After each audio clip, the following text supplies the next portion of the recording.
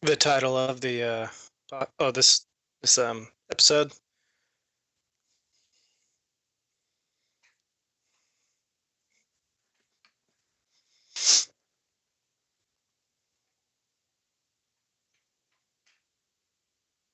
Hmm.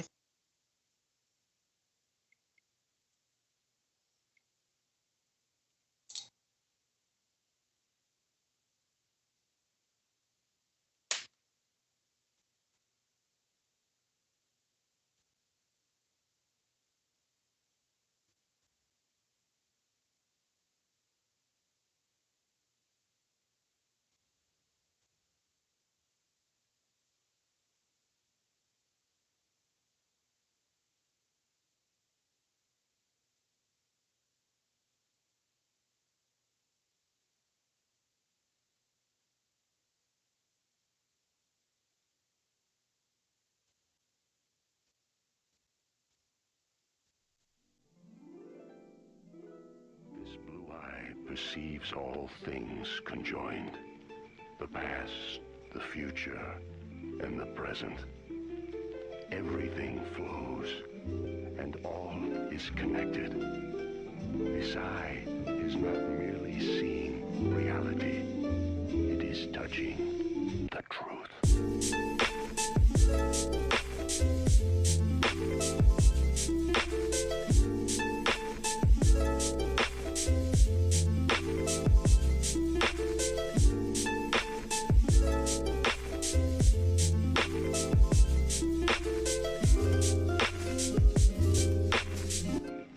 There is nothing to fear.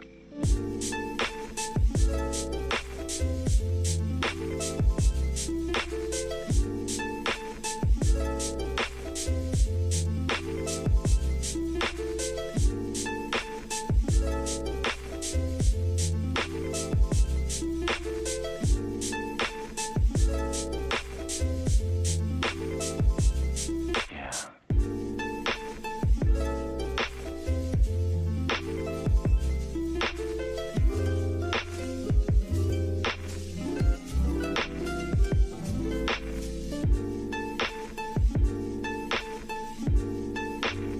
I see what you mean.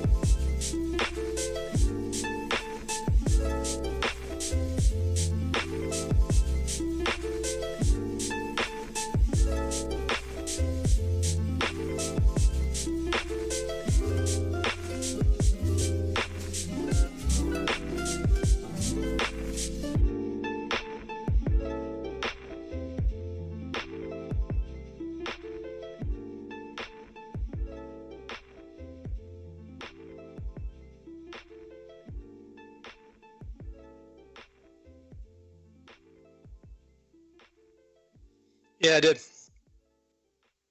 Were you speaking? Okay, just the music. This blue eye perceives. So, folks, welcome to Pants Undone. It's your host, Ron Pant. Today, we're going to be talking about the problem with public discourse. Got our special guest, Mike Barnes. So, let's get to it. So, Mike, why don't you tell us a little bit about yourself, brother? Give us a backstory, a little history, who you are, all that jazz. Okay. Well, we knew each other growing up. Backstory. Education, anything like that. Work Okay. history, whatever you can tell us. All right. I was education, business degree. Um, I was in the Air Force for 11 years. Worked as an analyst. And you're still doing analytical work today?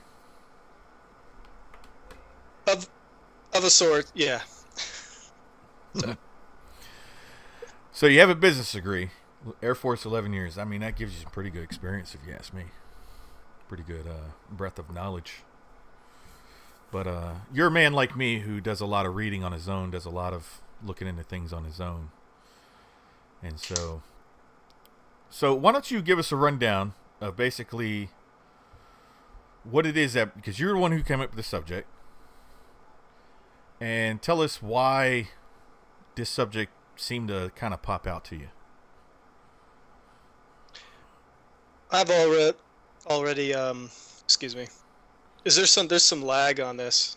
Is that On the Skype? yeah, it's like some serious overlap. Huh. Let's do this.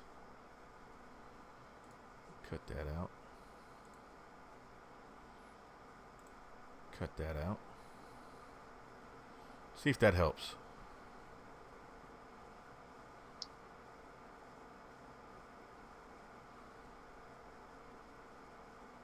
You there? Okay.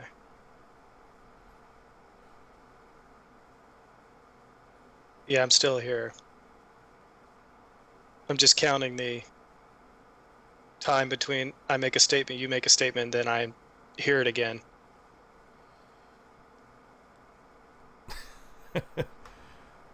So we're getting some technical issues here, folks.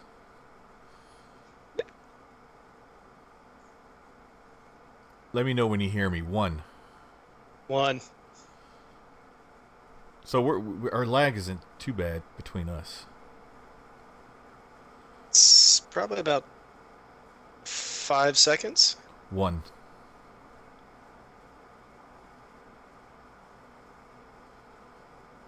Tell me when you hear 1. Just heard it. Okay. Yeah, that's some bad lag. Well, It was kind of like this cascading, like just overlapping. try close out the podcast then. The YouTube. Okay.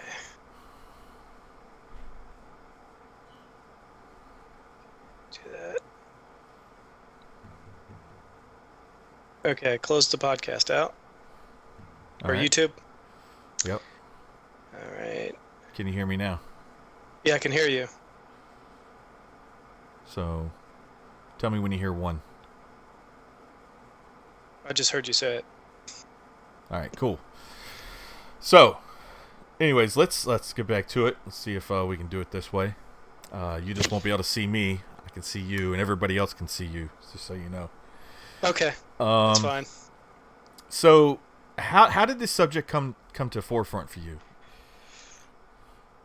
Well, like you, I like discussing ideas, especially contentious ones. Not that I like being contentious all the time, but just the kind of topics I like: politics, religion, philosophy, um, things happening in the social realm, in the news. But I've always enjoyed hearing other people's ideas, discussing them, debating them, that kind of thing. Uh,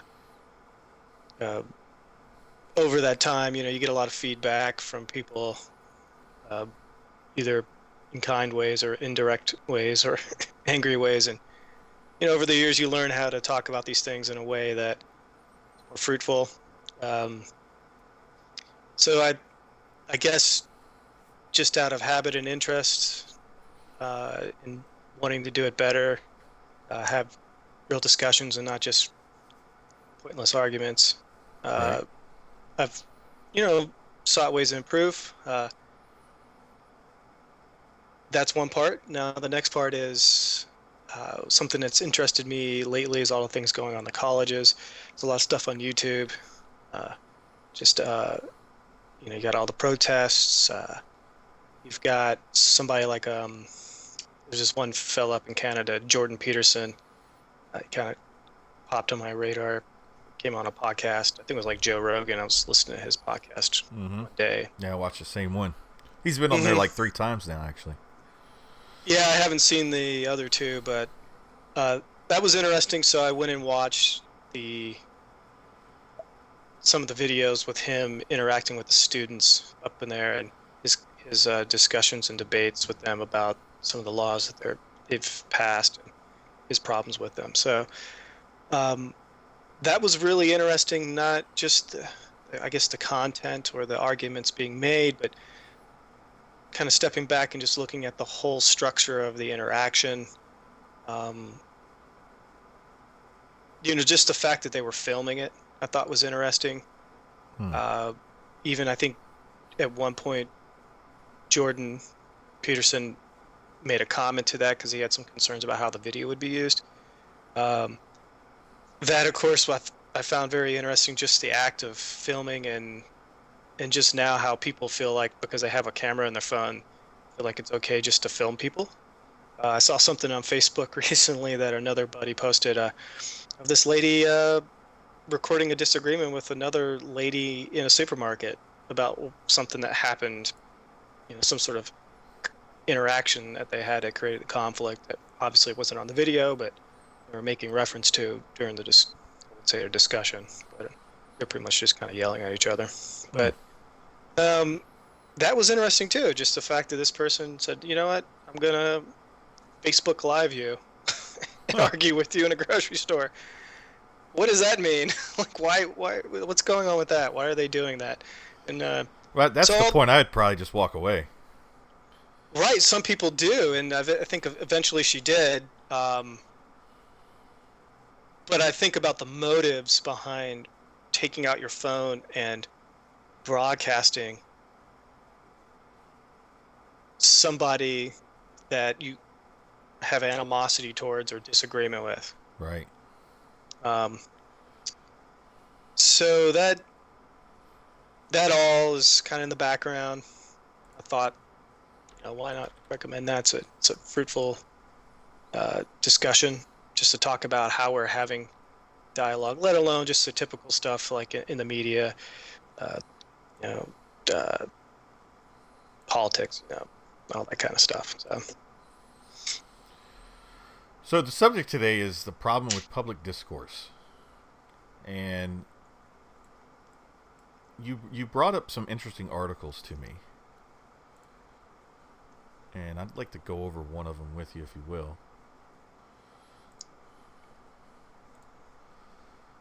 So this one here is the Bleeding Heart Libertarians article you sent me. hmm Hearing of the other side. I'm just going to go over some highlights here. Deliberative justice or deliberative citizens have frequent, significant, cross-cutting political discussion. That is, they frequently consider and respond to contrary views. They are careful in forming their own political preferences. They are able to articulate good reasons. I love this word in context of the other article we're going to discuss. On behalf of contrary views, they have high levels of political knowledge. Whereas you got participatory citizens engaging heavily with politics. They run for office, run campaigns, they vote, they give money to campaigns, attend town hall meetings, engage in protest, write letters to the editor, etc., etc. In principle, a good deliberative citizen can also be a good participatory citizen. These are not logically exclusive categories. Most democratic theorists wish citizens to be deliberative and participatory at the same time. So I found that very interesting because I know plenty of people who are participatory citizens, but deliberative is kind of hard to find, it seems, these days. Would you agree? yes. So that's a kind of a big main idea in our discussion is the deliberative part and more or less the absence of it. Right. So it's interesting. I'm trying to adjust some things here. Give me a second. Well, while you're doing that, I'll kind of fill out a little bit of what you said. So that article was from a libertarian website, Right.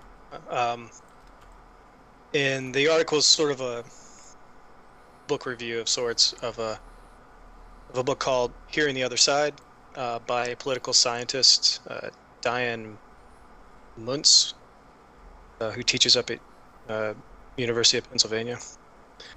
So I guess the idea behind that book was that she did a lot of empirical research just on the idea of deliberative, you know,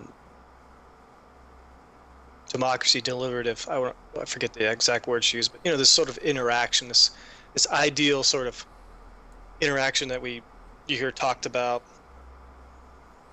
even in the news.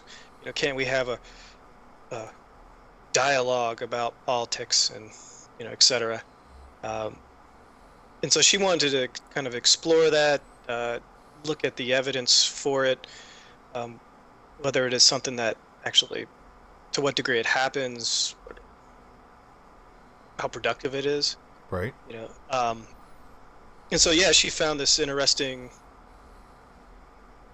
finding that, the people who tend to engage in political discourse are not necessarily the folks that are most likely to engage in deliberative discussions about politics. Correct. So she goes in and explains why that is. Okay, so the next highlight I have here is being exposed to contrary points of view tends to lessen one's enthusiasm for one's own political views. I found that a very interesting part in this article. Because for me,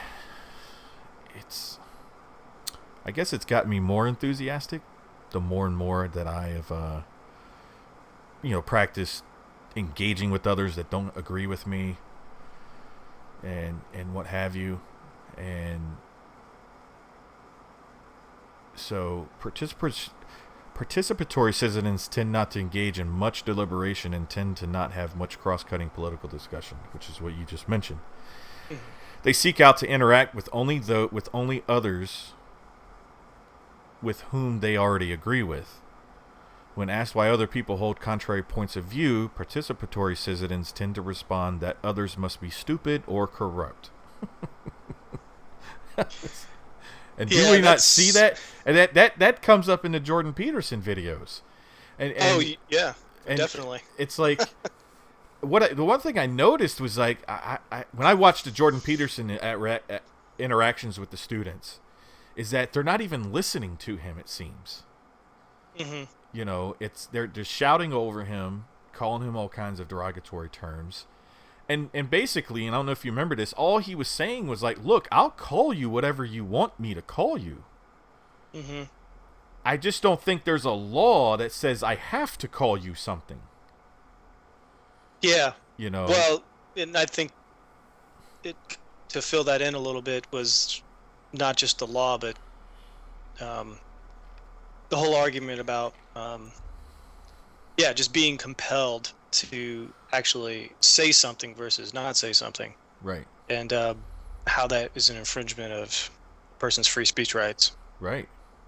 I just thought that was an interesting, because I can't think of anything in the past, and like I'm a big proponent, as you know, that most of what we observe today is nothing new, Mm-hmm. And it's like whenever I was, I don't know if you saw the recent incident over in, I think it was Washington or Oregon, over in the upper Northwest. Some college had a blacks only day of campus and wanted all the whites to leave campus. No, I hadn't heard of that. So, yeah, it was something along those lines. And so I forgot even what I was saying now. I hate it when I lose my train of thought. But it's like they just wanted to exist in some type of bubble. Mm. And not really get engaged with anybody else. But anyways, I digress, and let's go here for another interesting point. Mm-hmm. So Muntz's empirical findings give us reason to worry. Political active citizens wield more influence than the inactive citizens. Hmm. Yet the deliberative citizens will tend to have better grounds for their views than the participatory citizens, Hmm. and that's true. I mean, would you agree or disagree with that point? Yeah, I think it would be something like, on average, something like that. I mean, there's nothing. Nothing's 100%. Yes. Well, I mean, you could be. L- Let me step back and say this: the writer of the blog post that you're reading, he is not using Muntz's language. What she was talking about, the politically active, uh, what she said in the book, which I've read about a quarter of it so far. What she was saying was, folks that tend to be politically active, being anything from doing some sort of organized effort for political ends, be it protests um, or anything like that. Voting was one of them. Well, they tend to be what she said dogmatic. So the idea is that they're already settled on a certain issue, and Right. if you think of the logic, it kind of makes sense. If if I'm going to get politically active, why am I doing it? What's my goal for being politically active? It's to engage with government to bring about some change that I want. Right. That already means I've more or less got a pretty firm stance or position on an issue, Correct. and it's oftentimes either in opposition to the status quo or it's an effort to maintain the status quo because there's somebody else trying to change it. Mm-hmm. It's got to be something like that. So, um, fo- following that logic, it would then make sense that if you're going to get out in the streets and protest, you probably mindset wise are not looking or open to having a some sort of open-minded deliberative discussion about the issue.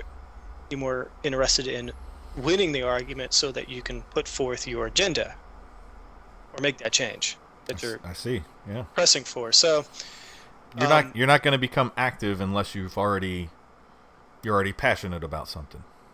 so sort of I wouldn't say a paradox, but the conundrum is you want people to be politically engaged and active, but if the people who tend to get politically engaged and active are not ones who want to have deliberative discussions, and the ones who do tend not to get that active because don't have they have less of a this is not the only reason, there could be other reasons, but they have less of a hard stance on the issue. Right. You're Then the only people engaged are people who are not open to talking about it it's from the get-go, it's an interesting dichotomy, if you ask me. which is great because it explains a lot of what you see when we look on the news and we look at on TV. We all the typical media channels, in ways that we see people engaged in political debate or discussion. It's never about having a discussion. It's euphemistic, and to me, it's more like argument or debate. Mm. Um, and they're really just arguing for the third party in the room, so to speak, who may be undecided. It's never about the two in the room and whether they're trying to change each other's minds. Right. So, um, uh, yeah, so I found that disheartening to some degree. Um, Also, from an intellectual standpoint, pretty interesting. Uh, and I'm kind of wondering, well, what do we do? So I don't have any solutions, but you could definitely speculate.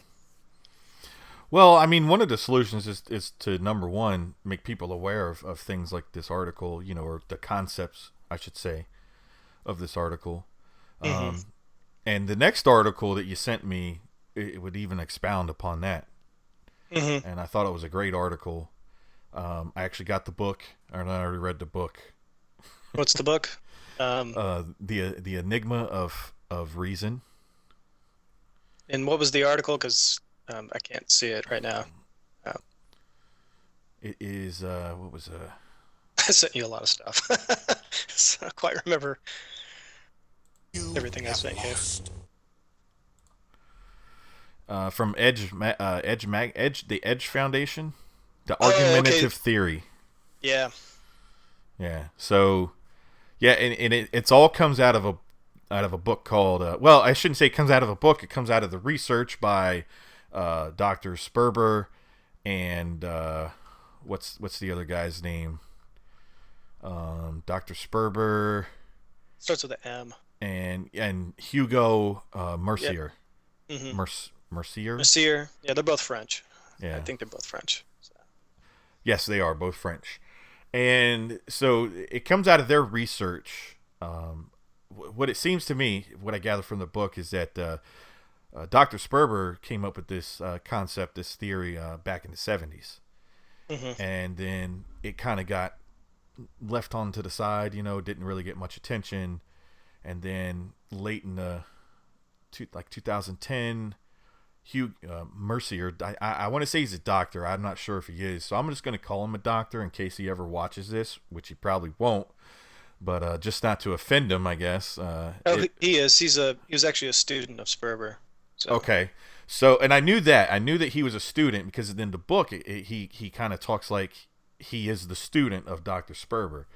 Mm-hmm. So Dr. Mercier kind of like picked up his work from how the book reads and whatnot. And I could have gotten the original publication, but it was $39.99, and I didn't want to really spend that much money when I could get the Mm-hmm. book for $9.99 on Amazon. Mm-hmm. So the book was great. The book was Mm-hmm. great. Did you read the article? This article though? No, well, I read the article that I sent you. I was looking to get the actual paper they published in the Journal of um, it's a cognitive science Mm-hmm. journal, like the big one, Right. uh, Mind and Brain Sciences or something like that. But that I have to pay, so I've yet to do it to get the copy. But the article that I sent you of an Edge does a pretty good job of covering the big idea that they're A arguing little for. the writing side of mine that kind of had some issues with the summary of the article though. Just some of the Oh, words he used and things like that. I'm like, what? Why would you use that? Or whatever. uh-huh. It's no big deal. I just as I'm reading it, and the writer in me was like, yeah. It's But actually a transcription of a discussion. that It's explains a it. it's a machine transcription, I believe, That explains it because then. you can see like some of the awkward grammatical statements in there. Right, right. Um, yeah, that's yeah, that's what it's from. So. So let's purview that. Reasoning was designed by evolution to help win arguments. Was basically the outset of the article. Hmm. And the one thing that kind of jumped out at me, Hmm. and now I know we differ on certain worldviews, Hmm. but I am a subscriber to macroevolution and definitely psychological evolution. Hmm. I'm definitely a subscriber to those, just not the macro stuff. But irregardless, it's reasoning was designed by evolution to help us win arguments. I just found that interesting, Hmm. and my immediate thought, Mike, was it then basically this whole article, this whole theory, if you will, right? Hmm. It's just an example of reasoning to win an argument. You understand what I'm saying? Like Yeah. everything it's talked about can be applied to the very theory that they're putting forth. I just thought that was interesting. I'm not discounting it because of that, Hmm. but that is definitely like the first thought I had. Uh, Go ahead. Oh, I would. Gonna. I think what I took their point to be is that our psychology um, evolved to be such that we're really good at finding out what's wrong with somebody else's point of view. Right, Um, but not good at and finding what's wrong with ours. right, I mean, what they were trying to do was they were taking all this they were doing what's a literature review and a meta study, I guess, of all the psychology and cognitive science on research on reasoning and biases. Mm-hmm. Cognitive biases being errors in reasoning and thinking that are not necessarily conscious. I mean, they're kind of flaws, if you will, like kind of built into the way we reason about things. Um, so they were looking at all that research and trying to come up with an explanatory theory that explains a lot of this data that they have accumulated on reasoning. And what they found was that this argumentative theory tends to explain better a lot of these biases, and a big one like confirmation bias, which simply means that we tend to look for evidence or reasons that confirm our beliefs versus trying to find fault with our beliefs. That's kind of like the default setting, our just ingrained tendency. Right. Now, there's nothing. I think they're not saying, and there is a little bit of there's a line or two in that article I sent. What they're saying is it's not. These are tendencies. These are habits that are kind of built into us. That, but it doesn't necessarily mean that we're destined to it. Like, I mean, we're like that's the only thing we can do. Um, and it also what they were trying to say was if they're right about that we develop reasons being simply reasoning being if I have a belief, I will offer reasons for why I believe that, like a kind of justification. So if you're in a group of people, that's what they're trying to say, our ancestors, and you need to collaborate to accomplish your goals and survival. And person A is like, oh, okay, well, I think we should go, and I think this is the case, and we should do this. Um,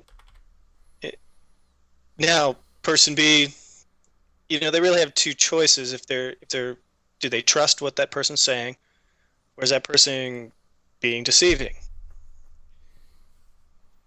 Also, not only that, you have to think about what it is they're putting forth and whether, oh, should I do that? Is that a good thing to do? Will that get me killed? Will that get me hurt? Will it incur some loss on me? Mm-hmm. Um, so it seems a lot more beneficial as a person critiquing somebody's, the receiver of somebody's claims or arguments, to criticize them and try to find fault with them. Because if it survives that, you can say, okay, well, then that seems good to me because I'm trying to find fault with it and I can't.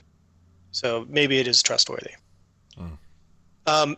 And that's, in a way, that's kind of how, at some level, how science works, right? We posit a claim and one of the big things we try to make sure is that whatever hypothesis that we have is falsifiable. I mean, can it even be proved wrong with evidence? Mm. Uh, the whole reason being to fight confirmation bias, which is that ingrained tendency that we all have to seek out information or evidences that confirm our beliefs and also weight them heavier than disproving evidence, right? Like, Mm-hmm. if I'm talking to you, we're having a discussion about something and I say X and you say no, it's Y. And I'm going to offer all my reasons. We just do this so naturally. Um, so I think when I read that paper, it had such a intuitive truthfulness to me. Like right away, I was like, this seems so self-evident to me. Especially as someone who has been in a lot of arguments, constructive or otherwise. You do a, you know, I feel you. how you have that. You have a discussion with somebody, and then afterwards you're thinking about it, and you're like, maybe depending on what your mood is and how the conversation went, you might be spending the whole time justifying yourself in your own mind, Mm-hmm. or whoever else will listen to you. Yeah, Jimmy, I was talking about this. Man, let me tell you what he said. Blah blah blah blah blah. And then the other person's like, not having been there, I'm like, okay, yeah, they might reinforce your bias, or Right. or your position of it, we'll put it that way, or they might, having heard enough, go, well, they can piece together kind of what the discussion was about. They're like, well, they do got a point, and they're like, you look at them like, what? Um, Oftentimes, I think, at least for me, you want to. I've tried to cultivate the opposite response to kind of say, well, you know, was I fair? You know, did I really consider their point of view?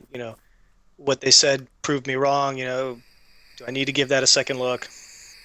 Because I just, being kind of caught up in the moment and not really hearing them, Right. um, that kind of thing. So, I mean, ultimately, I think if we want to get better at having discussions that matter, not stuff like, whether Pepsi or Coke is better, but like, real things that matter, that does elicit a strong emotional response, and people are going to be motivated to defend or engage in that kind of discussion. We really, I think, if we want to move forward, we have to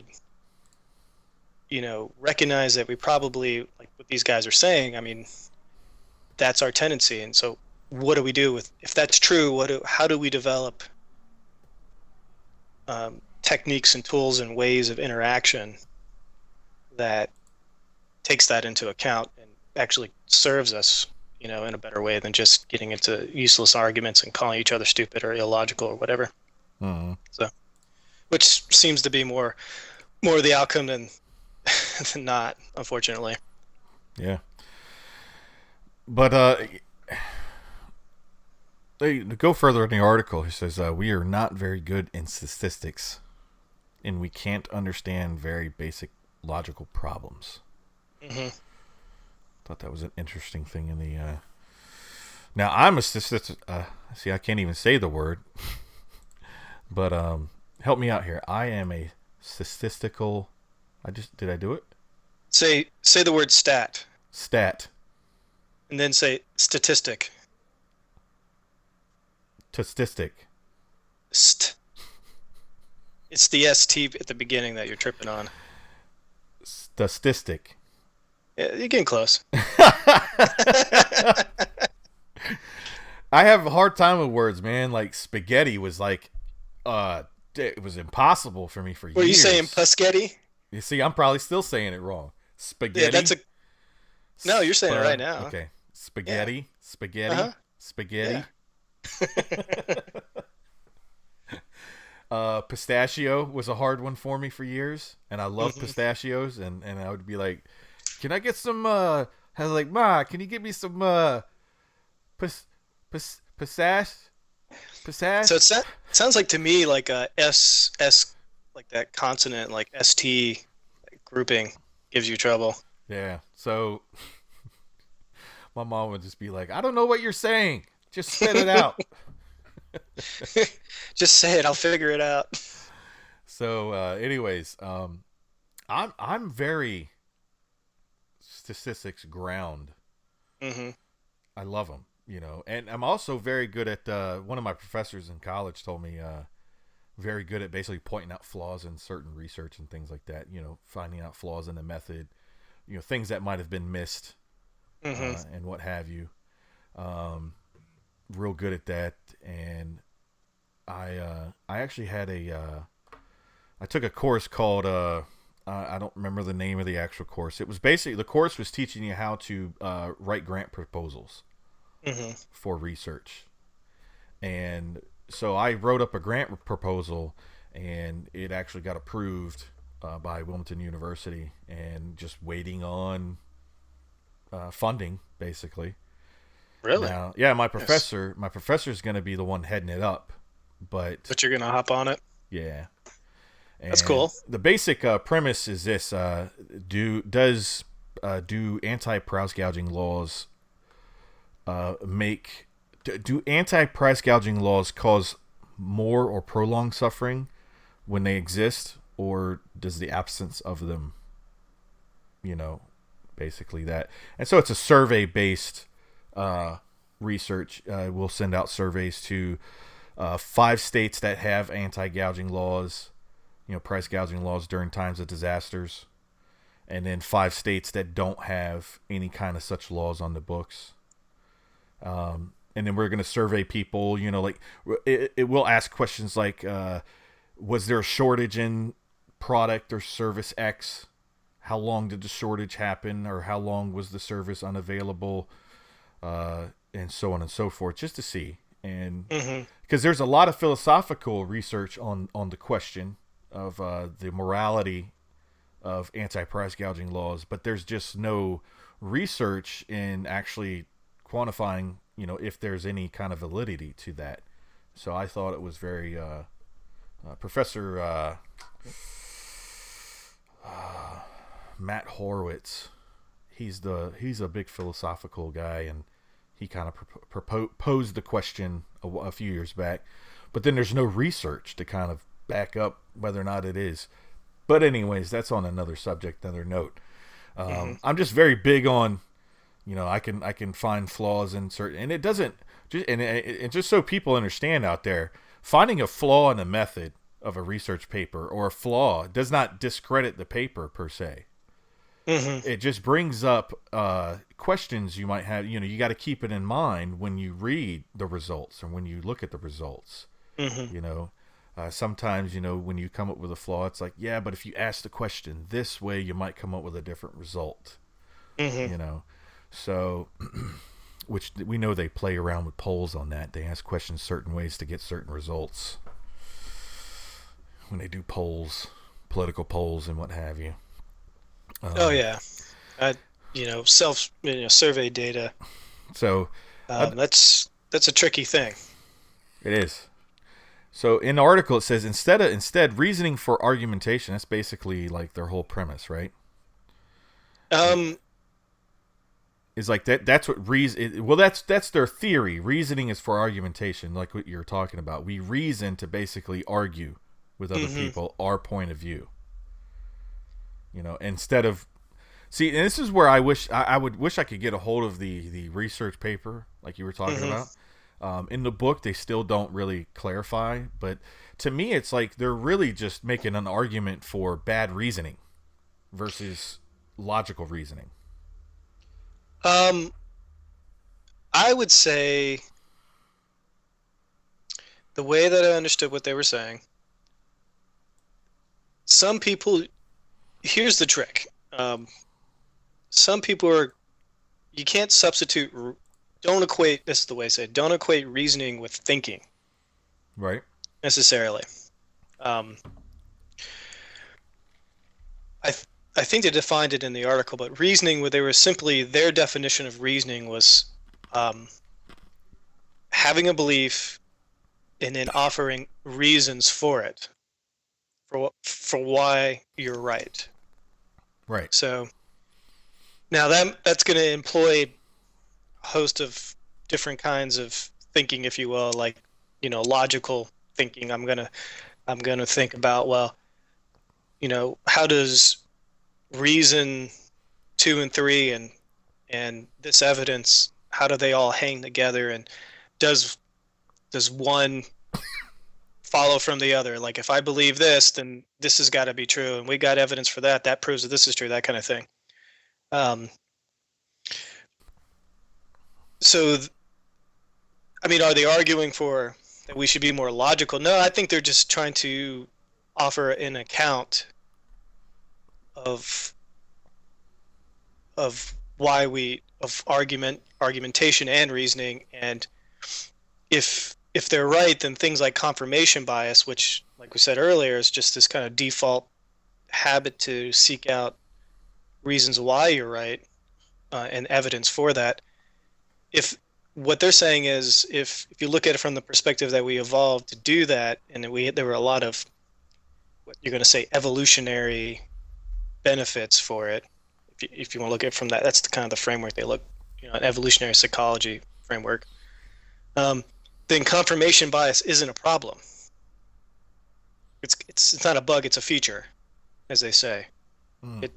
It evolved because of course I'm going to be my best advocate, and that what they're saying, this is what I thought was really great about it, is that even though confirmation bias then could be seen as kind of a feature of our psychology that evolved for a reason. How we can mitigate the, the nasty parts of it, or where it can lead us into overlooking or discounting, disconfirming evidence or reasons that might challenge our belief, that we do need the reason together, because part of the idea behind confirmation bias is that you don't notice it necessarily. Mm-hmm. You can, if you're really self-aware and you practice this, you might start to see it a little bit on further reflection. Sometimes it might take a little time and space between the initial discussion and then kind of later on, but you might notice it in the moment. That's happened to me a few times, but um, oftentimes what they're saying is, if this is the way we are, we really do need each other in that way to help us get closer to seeing things as, as they are, or getting closer to a better argument for a claim or whatever. But we need people to challenge us, because they're going to see the faults in our thinking better than we are. That's their main message. Right. The question is whether we're going to be open to that or not. Yes. I've got a lot to say about. I've got a lot of thoughts about the degree to which one would be openness and open to that, and um, I think part of that might have to do about what it is you're discussing, how strongly you believe it, probably something about certain beliefs are going to be stronger than others because there might be an attachment to it, like an emotional one, identity, like it's a part of how you see yourself, you see the world. It's kind of a core belief, or something more fundamental to the way you see the world and operate in it and see yourself. Could be something you invested a lot of time into, a lot of Mm-hmm. energy, maybe even Oh yeah. money. Oh yeah. Yeah. So there are several reasons. I don't think this, to me, this seems a little self-evident, but I think these are going to be the sorts of beliefs that are harder to discuss. Mm. Um, there'll be a lot more emotion involved, and there's some pretty good work by some cognitive scientists discussing the role of emotion. I sent you some links on that, about its effect on reasoning and decision making, and how um, emotion plays a significant role in how we make decisions.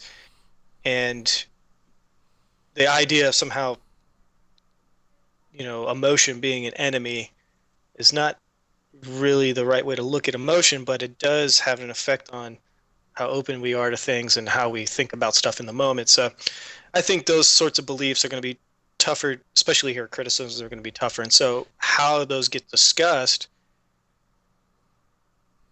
there's probably going to be a lot more care, um, and a lot more thoughtful ways of interacting on those kinds of topics. Right now, you see in the news, like all the protests and all these discussions on campuses, there's anything but any care being taken. Hmm. but but the issues they're talking about, like transgender rights, gay rights, uh, that's was kind of at the heart of Jordan Peterson's interaction with those college students that was filmed on YouTube. Um, that's very emotional for those people, because they that the issue at hand is something about their identity. Mm-hmm. Um, so they're going to be extra alert and on guard to pick out anything that they perceive as being against what they believe, and they're going to go after anything that they can pick apart, even if it's ridiculous or not.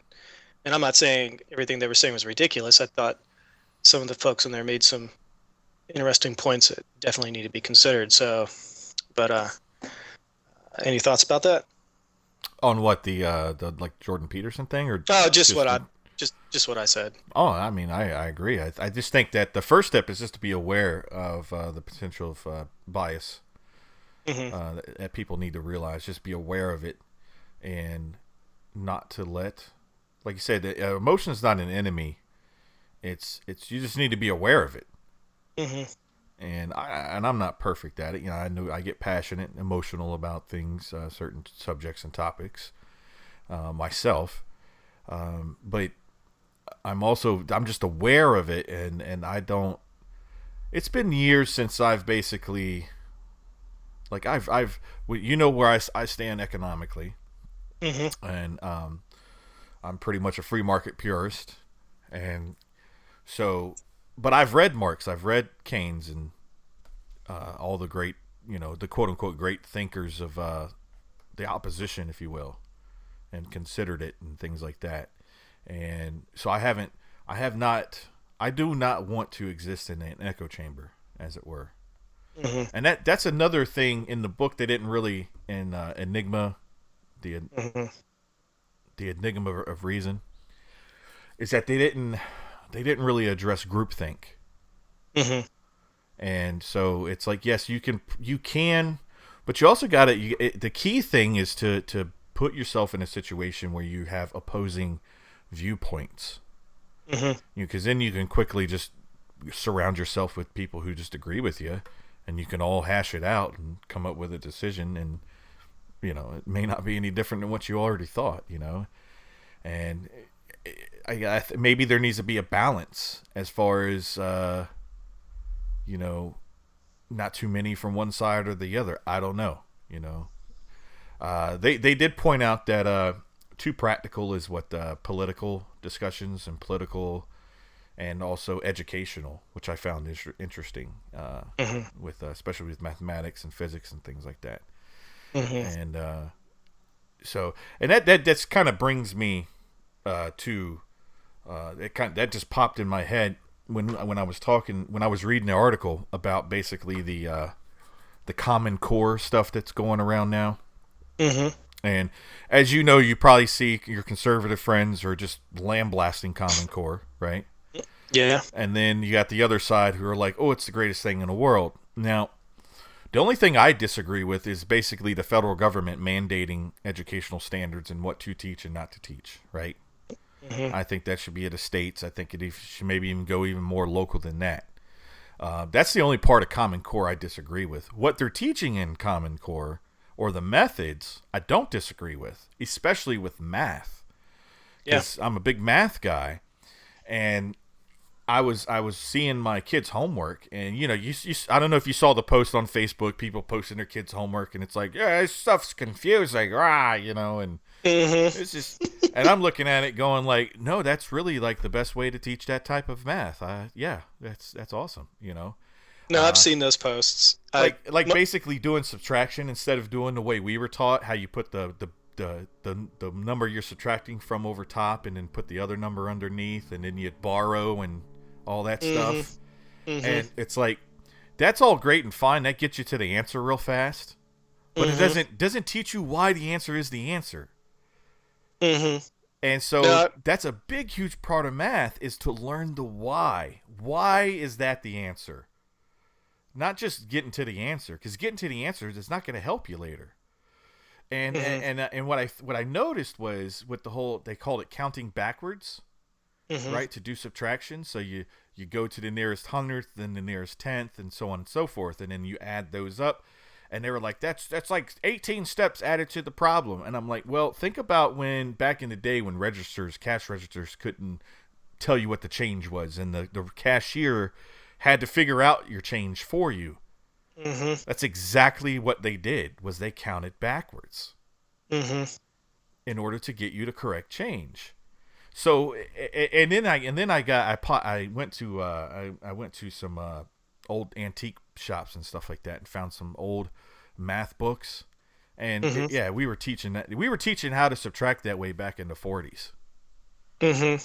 And it wasn't until well, 50s somewhat, and then it kind of weaned off in the 60s, and that's when the new way of teaching math came about. Yeah, it was called like New Math or something. Yeah, and so Yeah. the thing is that the way they're teaching Common Core math, the methods, I should say, is not new. It's the old brought Hmm. back. So it's like, Yeah. this is how your grandparents were taught math, I folks. They it, did all right. it's funny because I'd read these articles and um I actually think that's a really good example to kind of talk about um talk about the whole idea of, just the egocentricity, the self in thinking. Because a lot of the kind of the theme with, Uh-oh. oh yeah, hold on, She she's on my wife's the going to play the tennis. whole world just saw you, Melissa. She doesn't know that. Yeah, Come on in. yeah, she's she's at a tennis match, so she's just waving by. Do Um, you do doubles? yeah, we played yesterday actually. Yeah, Um, I got banned from playing doubles. oh really? Yeah, because Kim's a tennis player. Oh, Yeah, she was what do you call it, all state and whatnot back in high school. oh, then we got to get her out on the court then. Yeah, but come She, on, she's not up there like that anymore. But she we went and played doubles one time, and I aced somebody, hmm. and I was like, yeah, woof, threw the racket down. I was like, take that. The Yeah, court, that's not football. yeah. Different culture. I did it too many times. I was celebratory too many times, and Yeah, the court guy was like, "Hey, buddy, you have to leave the court." calm it down. Different culture uh, around that sport. I grew up playing basketball, and I didn't play football. I'm not big enough, but other than like flag football, but um, it's just a different vibe in tennis. Yes. So Well, it comes out more of the high class, or the whatever, and the upper echelons. y- yeah, I mean, I wouldn't. I mean, the rules. I mean, I'm playing USTA. Um, this is America. We're playing rec leagues. I mean, nobody's. It's not Wimbledon. Nobody's out there being stuffy. We have a good time, but yeah, there are some etiquette. There's some etiquette to it that you have to learn, Yeah. which I actually appreciate.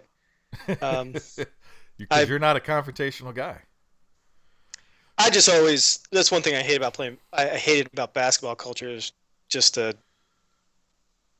trash talking. It doesn't bother me, but it I don't know. It just seems sort of it's nothing worse than hearing somebody trash talk and they can't play. Right. And I've always That's with thought, well, anything. let your game speak for itself, Yeah, I hear you. because that's But really all that matters. You could talk all the crap, but at the end you're losing. What does it matter? I mm, mean, but some people I don't know. I don't say I hated it. It just depends how it's done. If I know the people that I'm playing with and we're just ribbing each other, talking trash, and that's one thing. But if I've never met you and you're like saying stuff to me and and it's pretty insulting, I'm kind of like, I don't, I'm not really sure how I should interpret that. Like, are you just genuinely hostile to me, or are you just playing a right. mind game? Anyways, Sometimes you that's can just pick up on it. that's just me. But We get back but to anyways, the yeah. article. I think my wife for Here's that digression. here's an interesting part of the that I found interesting. It says when you're trying to convince Mhm, someone, you don't want to find arguments for the other side. You want to find arguments for your side. mhm, And so, but in my search for truth, whatever you want to mhm, call it, whether that be my religious search or my worldview search, economic search, I've actually took the opposite approach mhm, because I always found finding the best arguments for the other side honed my arguments. mhm, And interesting enough, sometimes I'd come across something, I'd be like, huh, well, maybe I've been thinking about this all wrong. mhm, I mean, because social, economically, I should say, fiscally, I used to be a staunch liberal, and by today's definition, I was all for, taxing the rich and raising the minimum wage, and because the problem was, and I said this in my minimum wage podcast, there, because mhm, my worth ethic back in the mhm, day was horrid. mhm. And so the only time that Ronald Pant got a raise was when the minimum wage was raised. Yeah. Up until about the time you started working at Allstate with me. Mhm. That's when that because I had left Allstate before Mhm. and went and did other jobs, and it wasn't until it was a little bit before I went back to Allstate for that last go around because I went I got I I quit there 2 times before you worked there with me. So Oh, I didn't know that. I started working there right out of high school, right?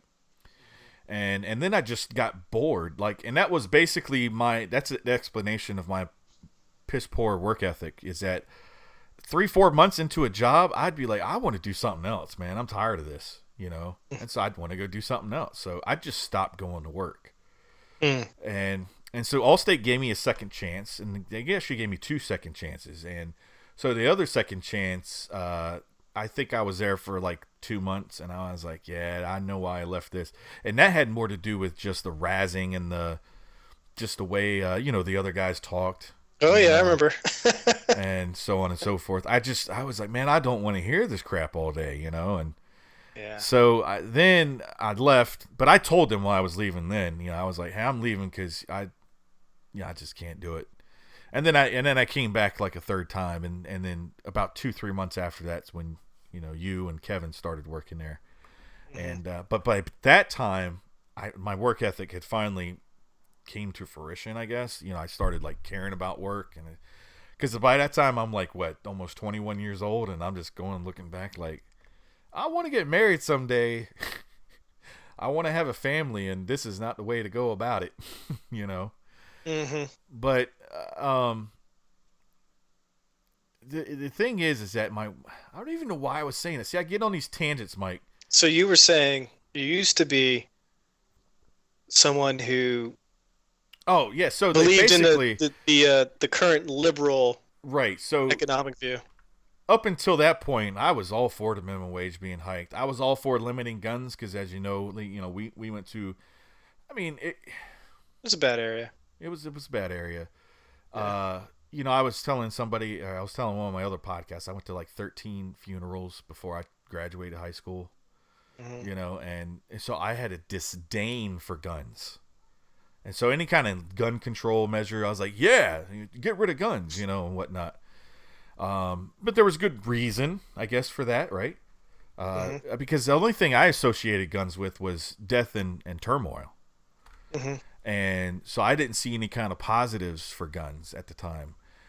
So the point is that I had very liberal tendencies back then, but I still had some conservative tendencies.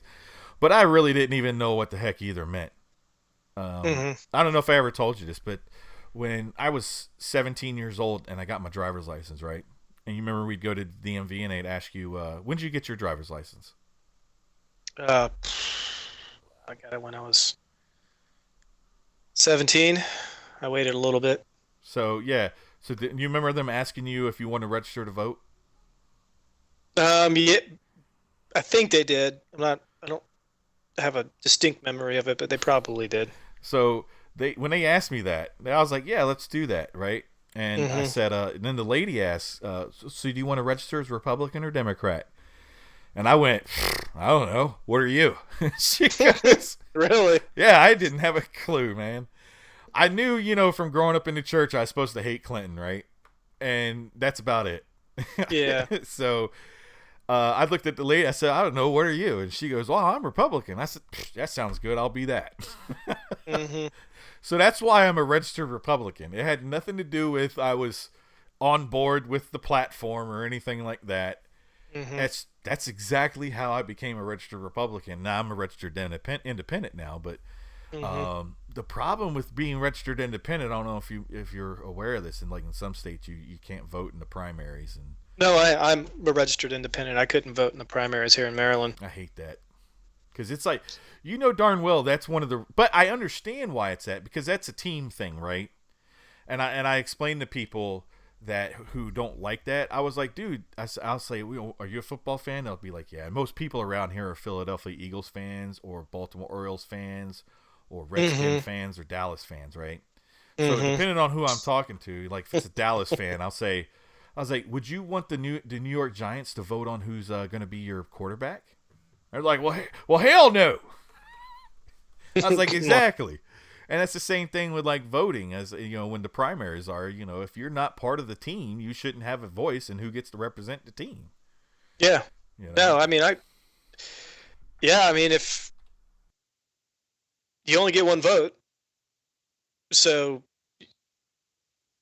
I can kind of, well, you do because you don't want anybody engaging in, I don't know the right term for it, but basically strategic voting. Right. Where we're going to have a bunch of Republicans vote for uh, the Democratic candidate that they think they can beat. Mm-hmm. So they're gonna sway the votes that way. Yeah, I just wait and see what I get. I mean, where I live, it's If you mind us over. asking, Yeah, go ahead. who'd you vote for in the last election? You don't have to answer. Oh, I can. Um, I voted for. I'm gonna hold it against you. I'm, Okay. I'm kidding, man. I'm kidding. Good Um, lord. uh, the guy from Utah that kind of joined in late. He ran as an independent, but he's conservative. Utah. McMullen. McMillan. Oh, I always forget his name.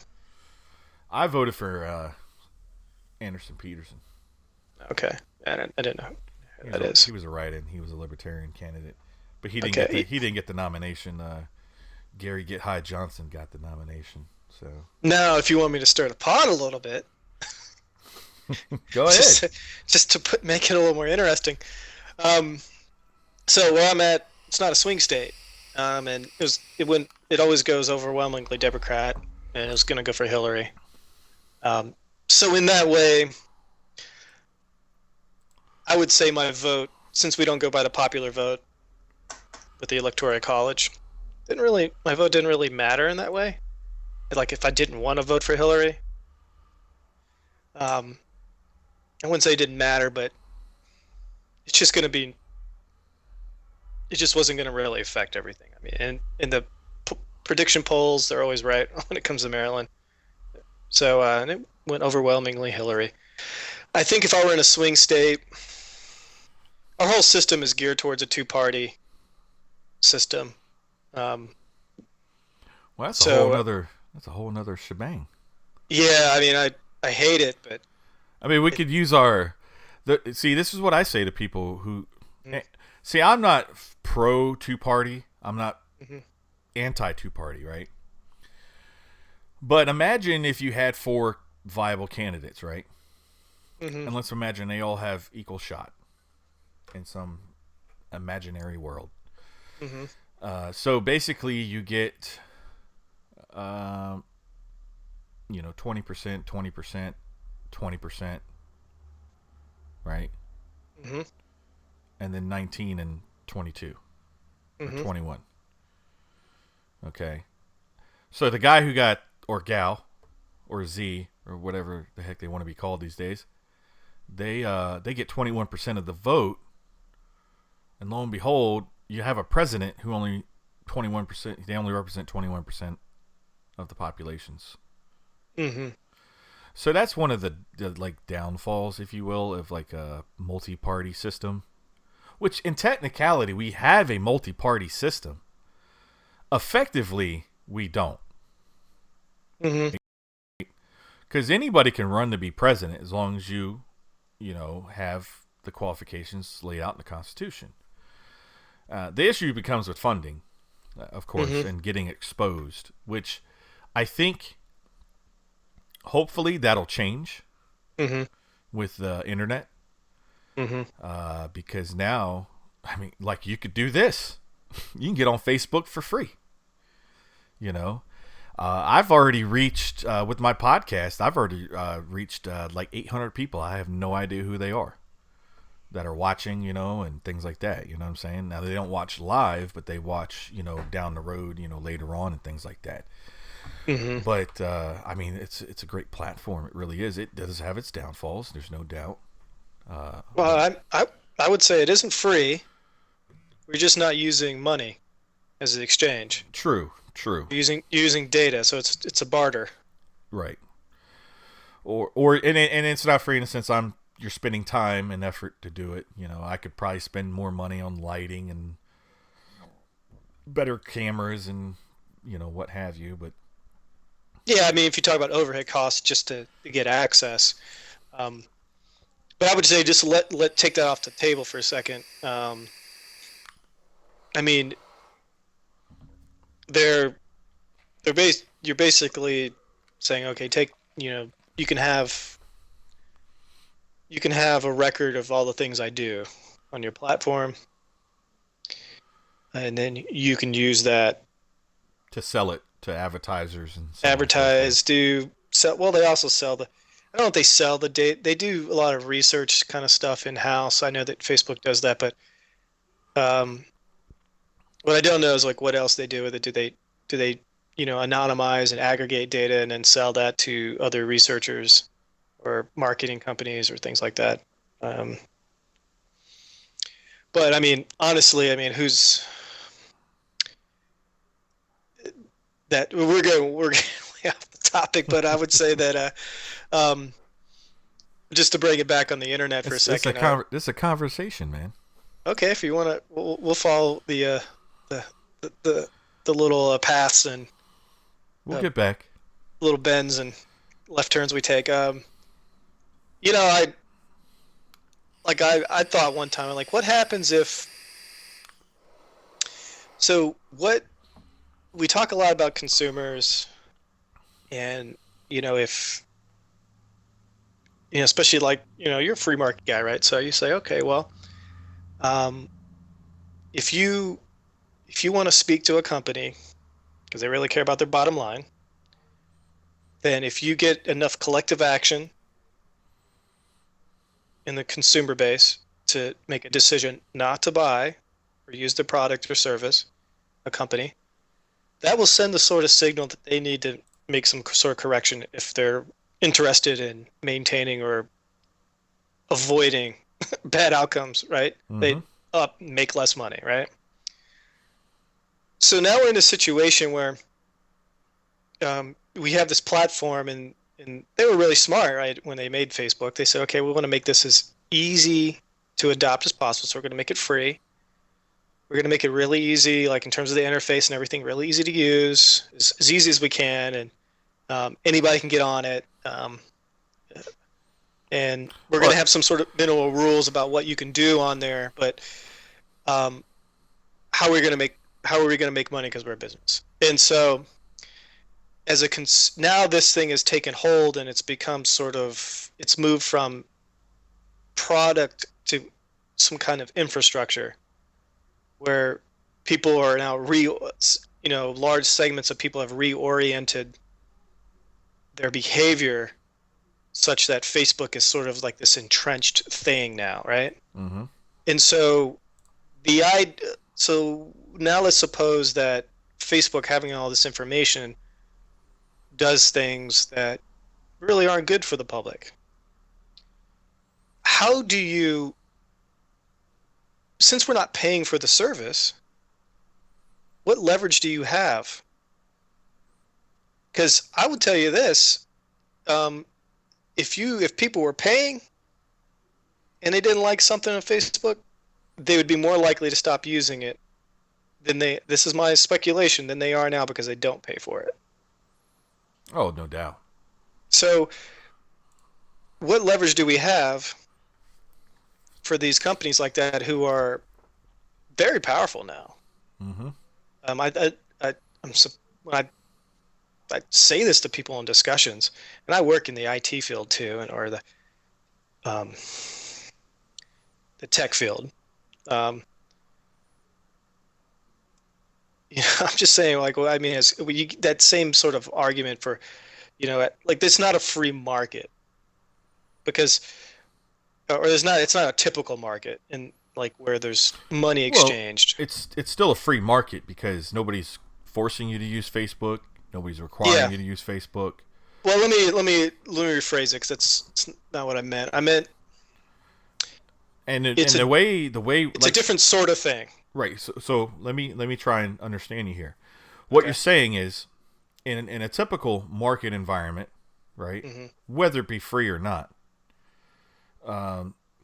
you basically, your dollars are your vote. Mm-hmm. So if somebody's offering you a service or product and they offer it to a broad range of people in a community, what have you, well, they basically are told how well they're doing and how well their service or product is by basically how much profit they make. Mm-hmm. And if they're not making profit, well, they can do a few things. They can either go out of business, they can either do something to offer their product, more quality, or lower their prices. There's many avenues they can go. And so what you're saying is that with Facebook, since it's free in a sense, we are not directly putting out dollars out of our pockets for the Mm-hmm. service. Well, then that ability to vote with our dollars goes away. Well, I also think a key component is But I want to say one thing. So yeah. basically, you're saying, how do we tell Facebook that we don't like what they're doing? Well, not let's before we go to there, let me add this other what I believe to be a fact of the matter. Okay. Okay, so if I'm spending money, there's there's this sort of physical or there's this visceral feedback loop, if you will. Like I spend money either through a subscription like I pay Netflix, I see my bank account go down. Mm-hmm. Okay? That means now I have less money to spend on other things. Correct. Okay. So there's a definite measurable and trackable trade-off or cost to me, right? Mm-hmm. Opportunity cost. That money I could have spent on something else, I spent it here. Right. The whole thing with the data is there's no cost. There's no feedback. It's this transparent transaction, and it's not trackable, and it exerts no force on me like if I were to spend money. Right. So it has a different sort of psychological impact, and that affects your behavior. And so when I say like it's a different sort of thing, not a free market, but it's this different sort of thing, um, it doesn't have all the qualities that other sorts of transactions have. Because even in a bartering system, like like I'm going to be real crude here. I have a cow, you have a goat. I need a goat. I'll trade you my cow. I don't have a cow anymore. I have a goat. Right. So there's this quality to the interaction that is felt And there's a trade-off. but that bears on everybody involved. Right. This thing now it's a different sort of thing. It's the quality of it, the characteristics of it are different. And I think there are probably going to be long-term economic impacts the more if more of this freemium or this free services, I trade my data for this service sort of thing continues to proliferate into all sorts of areas. Okay. And I think also for if you look at Facebook, I mean, they're also trying to figure out how do they make money because they're sort of beholden to this decision that they made a long time ago, and they've got themselves so entrenched. Like maybe they've had that discussion when they're like, well, maybe we should start charging money, but they're like they're obviously not doing it because, well, if we start charging people money, man, our usership's going to go down because Right. people are so accustomed to getting free stuff now. Mm-hmm. So I think this whole I don't know if I'm not gonna say it's new, but I'm gonna say this iteration that we're dealing with of free this free service that we're it's sort of it's an illusion. It's not free. It's more like sharecropping. Mm-hmm. Um, what are the consequences of that? I don't You know. know, how do we do it? Like if and when you have something so fundamental as this, because you talk about fake news phenomena, and Facebook got in a lot of hot water, and they were criticized heavily for their role in it, not like active role per se. Some people say yes, I'm not going to go down there, but just to say that they were involved in the dissemination, the proliferation of of fake news based off the way that their algorithms work, Right. which are really just designed to sell you stuff. Right. But now you got news and something that's designed to figure out what are the sort of things you might like. Then you create that we want to bring it back to discussion and discourse, public discourse.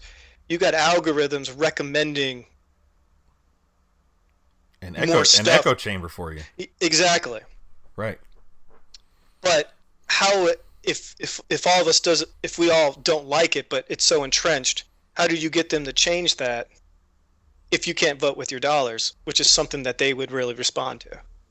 I hear you. Yeah. So it's an interesting situation we're in. Well, the one thing that comes to mind is as you basically, I mean, we used to have MySpace, Yeah, it right? died. Is it still around? It's still around. It actually still is. It's Okay. just nobody's using it. I feel bad for him. And then there was something before that. I forgot there was something even before Friendster. MySpace. Friendster. Yeah, I've never been on it, seen it, but I've seen the logo, heard it referenced. Yeah. So Yeah. the thing is that either something better is going to come along, and something is going to maybe come along that's going to address the issues that you bring up.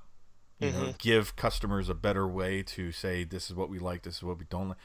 But don't be dismayed, man, because there's been many features that Facebook has launched that they've gotten flack about immediately, and they've completely turned around and went the other way.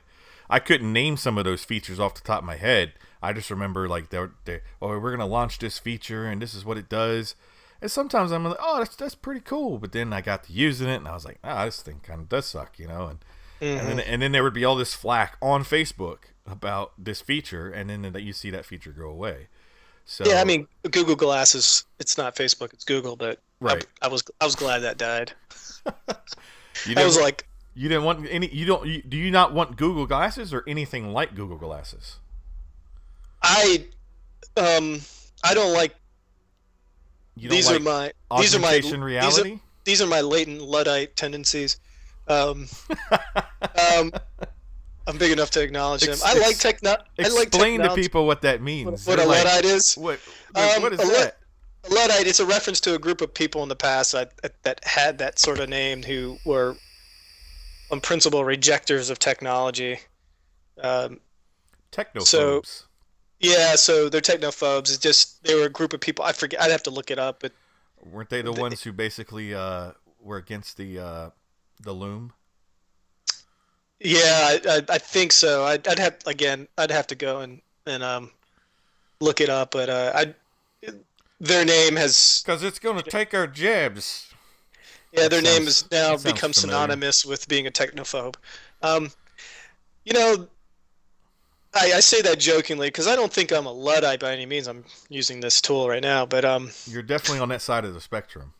no, not at all. I'm more of A cautious user. if you look at the early adopter, late adopter, and then in between, if you ever seen that bell curve where they have like on the left side of the tail, it's early adopters. These are the people like the next technology comes around, they're gonna go and buy it just because that's The latest, greatest. and they're just driven. They just love that and have that disposition to do that. Then you got, I think people like me. I'm kind of in the middle. Um, I'm not in a hurry just to try anything just because it comes out. But eventually I'll get around to it. And if I say, oh, that's useful, then I'll adopt it. And then I think that people are just like, they just wait until the very end or never do. But that's fine. I'm more, I guess I'm not an early adopter type. I'm more of, I just think I'm more interested in the critical, um, and careful use of technology. You listening to podcasts or interviews with folks from Silicon Valley, if you listen to the rhetoric they use, they speak as if all this is inevitable. They speak abstractly as if there's some sort of determined destiny that things are gonna go this way. I mean, really, Kind of like Malthusiast. um, you got to flesh that out for me. Exactly what Ma- you mean. Mal, I only know the ism of the word. Malthusianism. Yeah, the guy who basically predicted that the world could only sustain uh, Oh, like the 800. population. Yeah, the world can only sustain 800 million. Then we reached a billion. Then he said, "Oh, it can only sustain 2 billion," and we reached 2 billion, and so on and so forth. And that kind of those kind of people still exist, because Hmm. they keep saying that. Well, the world can't sustain 8 billion. The last prediction was 6 billion, and now we're approaching 7 billion. So, and it's kind of like that kind of thinking where it's deterministic, is what you're trying to say. Like, Yeah, well, they speak it. I don't know. This is the impression I get from listening to some of these folks. well, this is Folks where being. this is where an economist would come into good play, because Mhm. economists talk about you can't really predict much. For instance, back in the 70s, right? They couldn't predict how the economy was going to go because they had no idea the internet was coming. Mhm. They couldn't. There's so many things, and that's the problem with doing these predictions, because you don't know what's going to come. Mhm. You don't know what the new technology is probably going to be. Maybe some people do. Maybe some people have some inkling of they're working on something or whatever. But by and large, we really don't know. And as history proves, and this is where me and you, I think, I wouldn't say a disagreement, but we don't necessarily see eye to eye. Is Mhm. that we'll adjust, because history shows we've adjusted. Mhm. And just even look at some of the predictions in the technology field, things that just haven't come to pass, that they were Mhm. sure that were going to come to pass. Mhm. Flying cars. Popular Mechanics, 1972 said we're going to be flying around in cars by the year 2000. By the year 2000, Mhm. and that was like determined. That's get ready, folks. Learn how to fly. It was the whole article. I have a copy of it. It's pretty awesome. And I have Popular Mechanics and also Popular Science dating all the way back to the beginning of publications. I don't have every single issue, but when I got a subscription to it when I was working in Iraq, Mhm. I really loved it. And then I started basically scouring the internet for all past issues, and I've gotten issues from the beginning of time, when they started publishing, up until present day. I Mhm. don't have every issue, but I go back and I read and I go like, wow, they were like predicting this particular technology was going to come to be, and it never came to be, Mhm. because another technology came out that basically substituted or supplanted it, and Mhm. uh, what have you. So I always find, like, the guys you're talking about, very, I take it with a grain of salt. No. Yeah, I do. Well, it's not I so pay much. attention. It's not so much that I believe they're right. Um, it's more about the spirit in which they offer the predictions. Okay, So explain. I'm of the mindset. I'm like, well, just because we can do something doesn't mean we should. Right. Um, and you have you have to think it through. Now, what concerns me is we've now got ourselves in well we got ourselves in that situations with a lot of different technologies like like the atom bomb and all sorts of things, and then we blew a few things up and we're like, whoa, maybe we don't want to. Little sidetrack though. That was a good thing. It's 16 um hours. well, that I mean, I depends on your ethical construct, but I well, we saved millions more than the atom bomb took, because it effectively ended the war. yeah, I think in some sort of like utilitarian calculus, Yeah, um that you could say that was quote unquote good. that war was gonna go on for another decade, man. Yeah, given the way we were fighting it, of course, one could step back and say the fact that we were fighting to begin with was just a failure on the part of humanity to begin with. Right. But if you and then within the context of that failure, that was that was the quote unquote best decision or the best good decision we can make was to do something that atrocious, Right. given the alternative, which was to continue to firebomb and drag out and just a long grinding out war, right? Mm-hmm. Which may have gone on for many, many more years. We just don't know. Right, but that was the calculations, you can. But just to say that, all I'm saying is, but having done it and then and seeing the consequences of it up front, we're definitely more chastened about our use of that technology. Right. Um, in many ways, we got lucky, right? That we didn't go any further. So, but I wonder, will we make the next quote atom bomb, but it will, but the quality of that thing won't be as easily controlled. Like when we start gene splicing or start to do genetic modifications and stuff like that, which is not, maybe that's not as an easily controlled problem. Um, Well, I don't so want to get on a I do, sidetrack. So I'm just saying, as an example of just technology. Um, you know, you got a very small percentage of the overall world population engaging in these activities, and even a smaller percentage of them making decisions for the rest of us. mm-hmm. And it's not a democratic process. Even then, how could be when you need the expertise to even maybe understand the significance of some of these things? Um, and there's a lot of money and economic factors and power factors driving some of these things that we're frankly not aware of. You Mm-hmm. know, Right.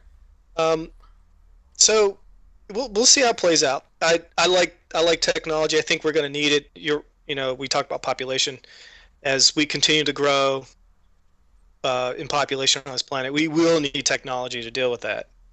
I think where I would modify your statement about folks who say that, it would probably be something more like,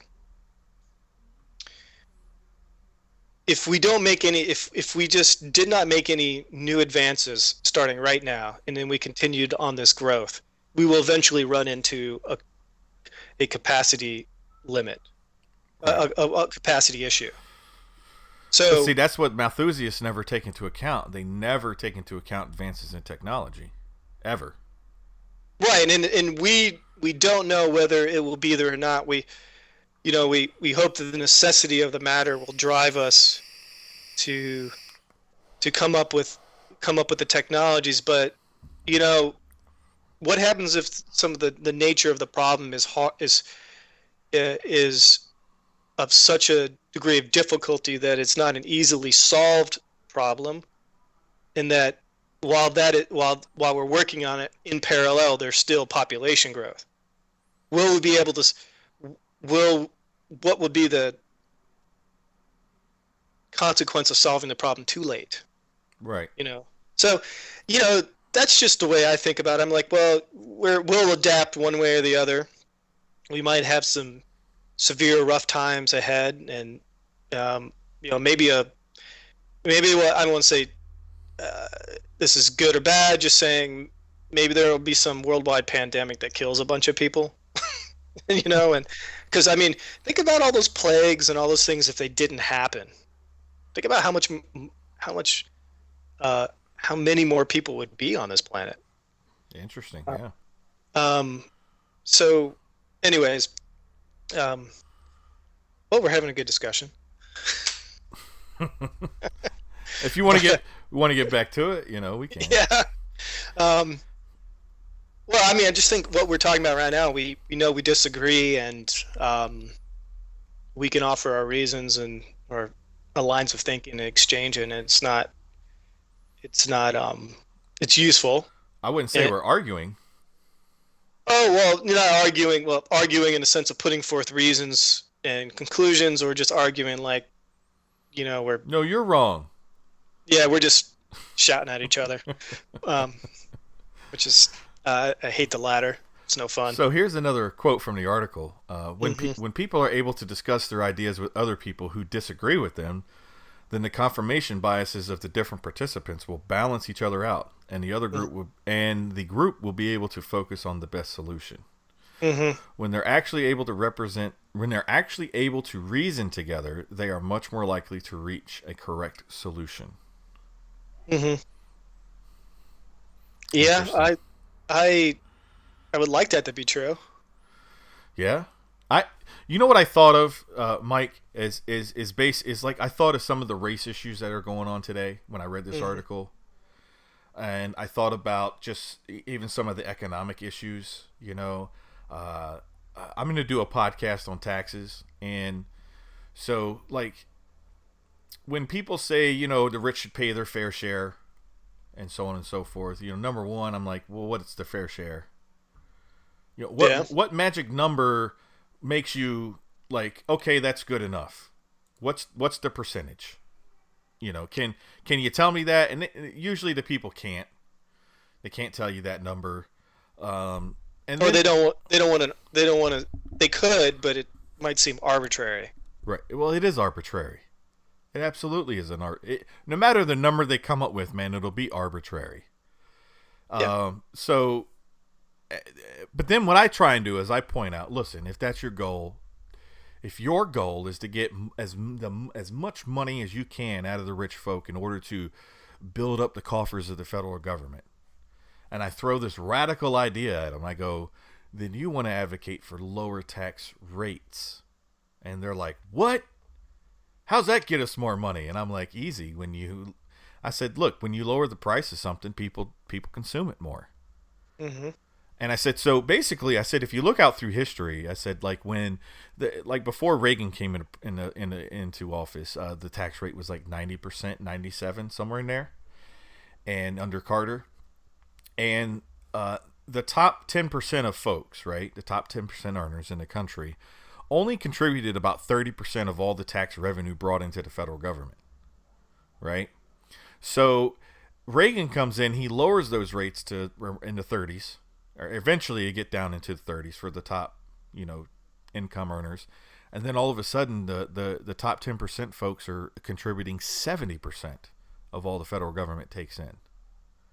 And the reason being is because what they did when the tax rates were high was two things happened. They either hid their money overseas, right? And instead of investing in America, they invested elsewhere where tax rates were lower. So they got more of a return of their money, and they didn't get taxed as much because the money was made overseas. Another number two is what happened. I don't know if you remember this, but when Reagan came into office, he altered. He did the capital gains tax. He lowered that, right? Hmm. So that was pretty high before Reagan came in.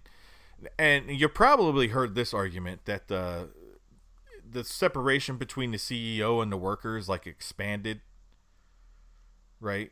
The income, like Yeah. 400% is kind of like the general number, 400 something. Hmm. And see, the key thing to that though is that what they tend to forget is that what happened is they're not looking at total compensation. You see, Hmm. bonuses were taxed differently during Carter. Capital gains taxes were taxed differently during Carter, and income was taxed differently during Carter. And basically, that dichotomy switched. You see, Hmm. so bonuses were taxed more.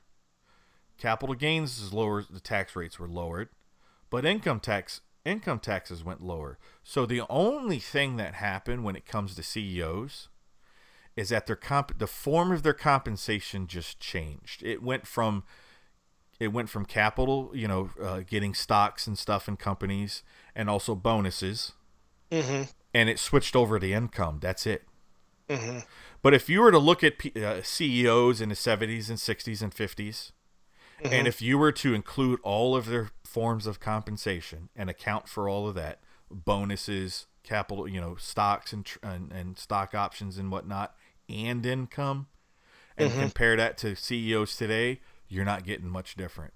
The incomes have not gone up significantly at all. I think 3.8% was the last number I read. Mm.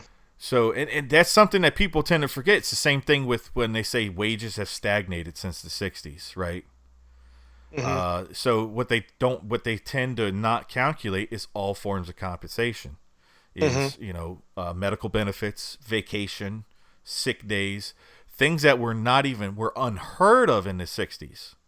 Mm-hmm. In the 60s, if you wanted vacation, well, you just took the time off and you just didn't get paid. Mm-hmm.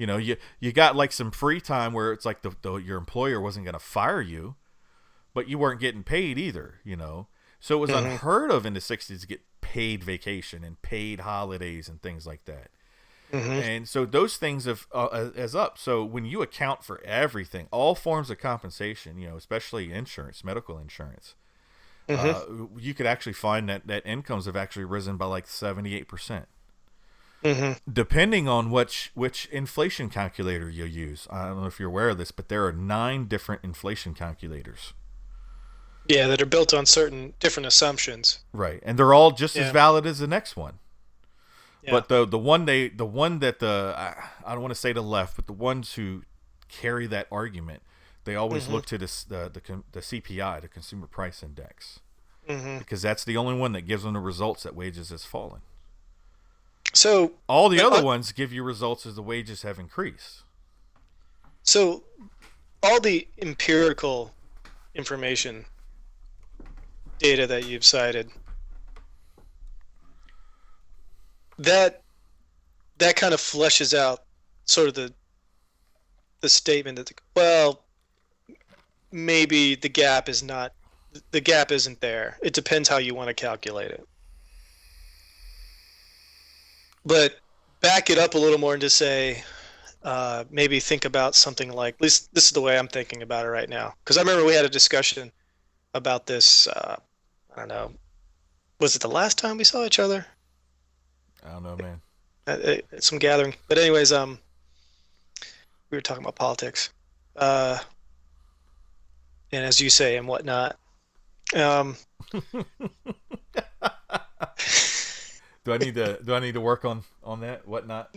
no, not a I criticism. think in my last podcast I went okay a lot. No, we all have our filler words. When I go back and listen to this, I'll probably notice quite a few of my own, um, and get a good laugh out of it. But um, like right there, I'm kind of thinking about it like this: is someone making a lot of money? Like, is that bad or not? Like, and how would I decide that? Um, in principle, I mean, if somebody just had a lot of money, I'm like, well, good, and they got a good job. I mean, it just depends how they come into it. Right. Um, I I think that think I does think matter. everybody thinks about that. But let, Depends on if let, you've swindled or cheated people, and let's assume these are honorable, respectful ways of getting money, okay, and you make a lot of money. you're Bill Gates. Okay, yeah. I mean, you provided value to society. Um, Nobody forced anybody to buy your product. yeah, yeah. We can debate the, the degree of value, right? Whether you like Microsoft products or not. But if you just think about, you know, just measures of productivity and that if the efficiencies that have been created in business and we're in our lives just by having you know Microsoft products around. Mm-hmm. I mean, it's been valuable to society, and I think the question that your stereotypical uh, liberal, like best case, you know, articulate liberal, would say that maybe I don't care about the fact that he has money, a lot more money than me, but what I care about is what does that money get him, like in terms of power Right. and say in society. Um, I do care about that. I don't have any like fleshed out, well thought through arguments or beliefs about it, but just a general concern that that it seems to me that people who have a lot of money have more influence, and they have influence on with people who make decisions that impact Everybody. a lot of people. Right. Well, Now, there's a what to do solution to about that. okay, so what to do about that? I don't have any suggestions, but just generally the concern, and I think that um, folks who we want to say the liberals, if you will, I hate using these labels, but whether they're saying it well or not, I think that's a primary concern. Now they tend to talk about it in a zero sum frame, A zero sum game. Yes. dichotomy Mm-hmm.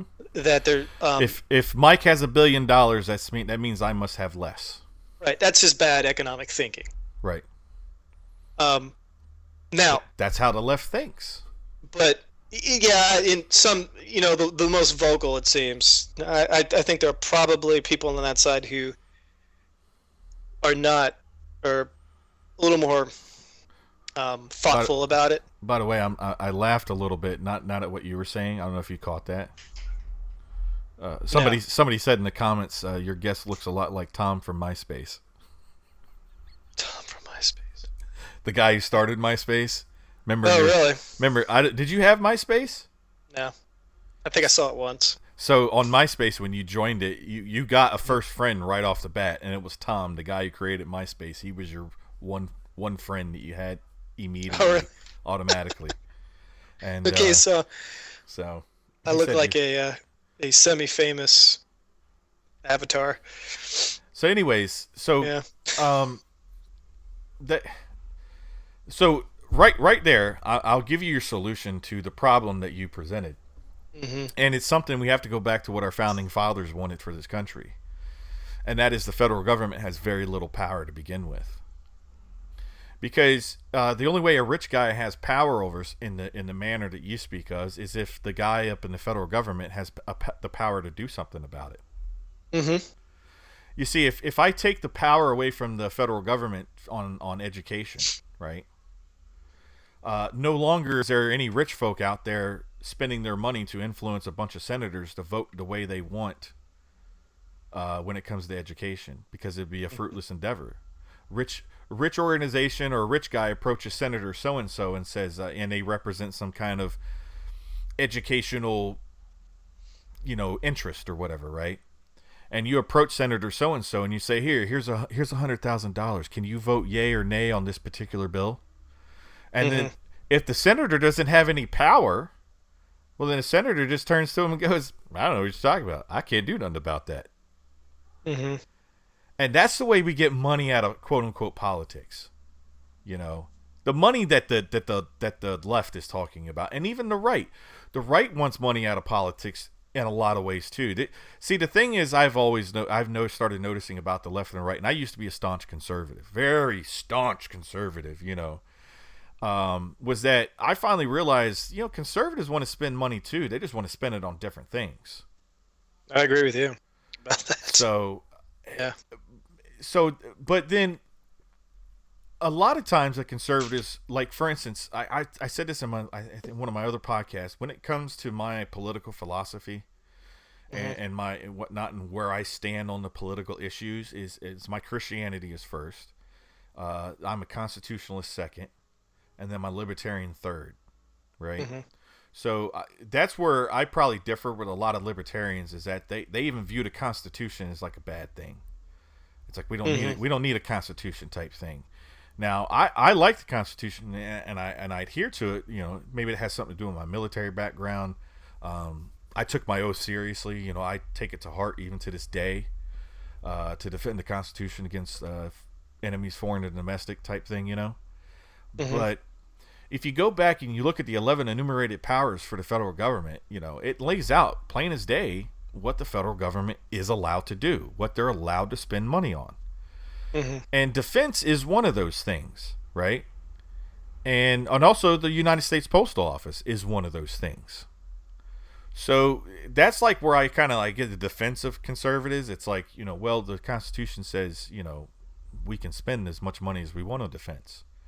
And then one of the 11 enumerated powers states that the federal government or Congress has the ability to spend money on post offices and post roads and to maintain them, right? Mhm. So you can even make the argument that the international interstate system is under the federal government's jurisdiction.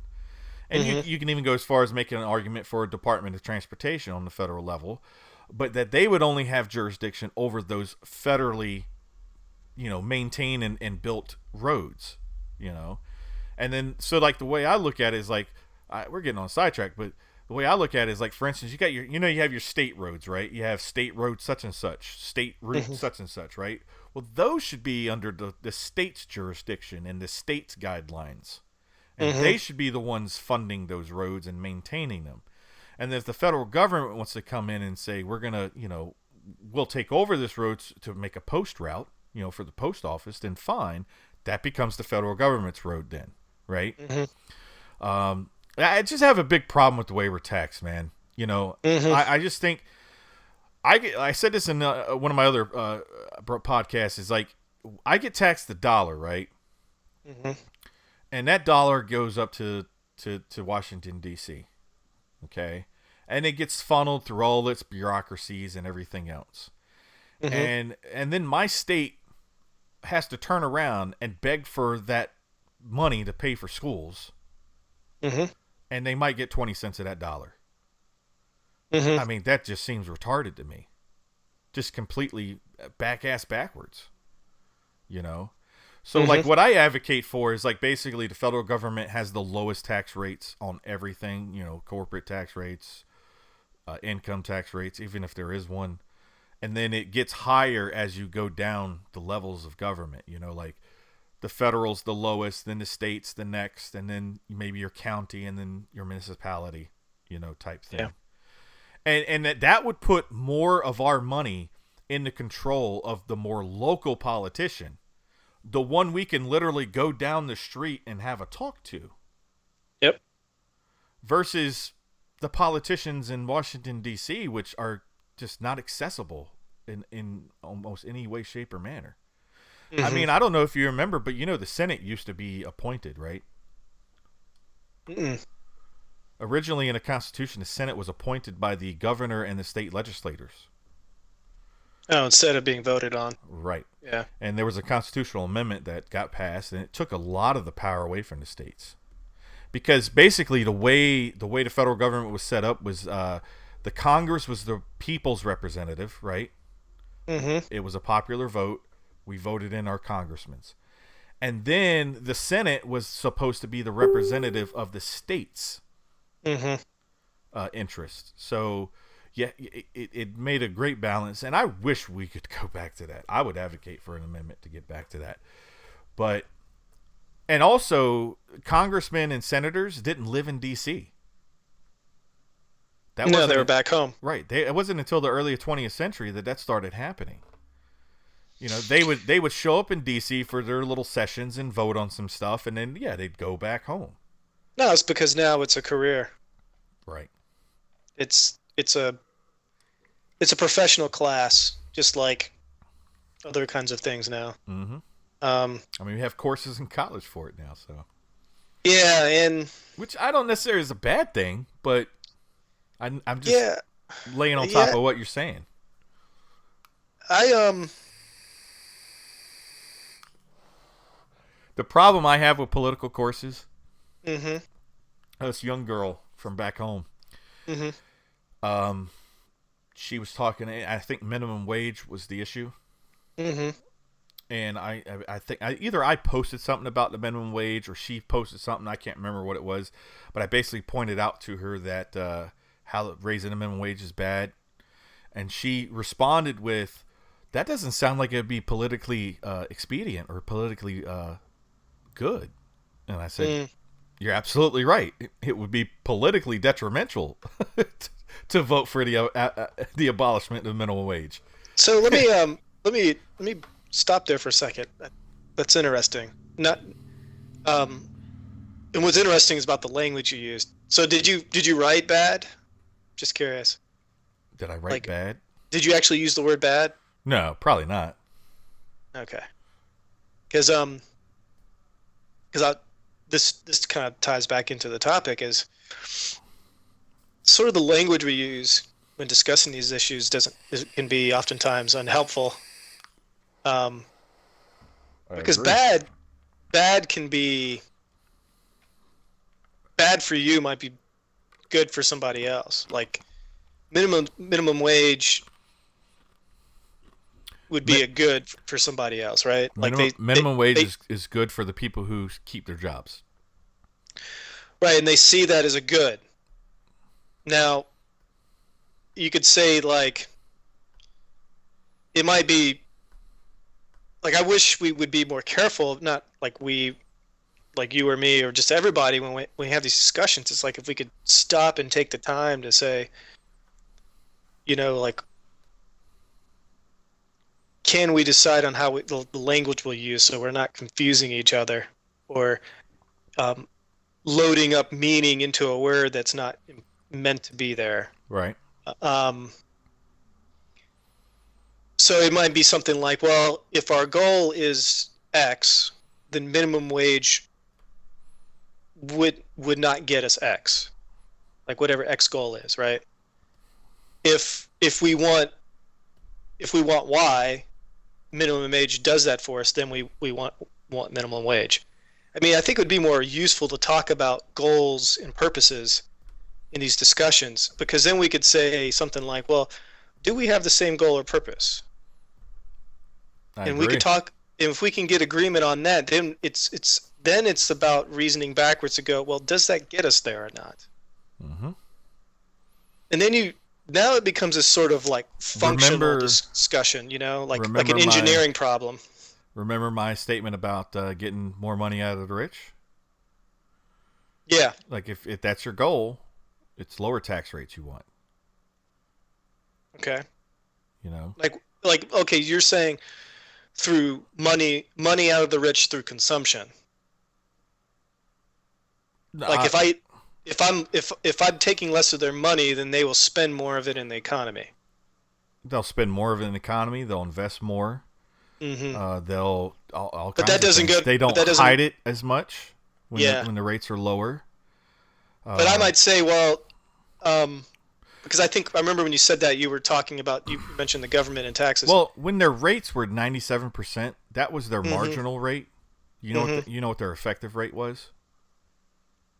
Like what they actually paid Yeah, after all the loopholes and right. everything that they do. Yeah. No, I don't. 12%. Okay. So it was still lower, anyways. Because the high tax rate incentivized them um, to hire accountants and lawyers and to look for those loopholes and everything else like that. You Hmm. lower that rate to a point where it becomes I might as well just pay what I owe Hmm. because it's going to be more costly for me to hire somebody to look for all these loopholes and yada yada yada.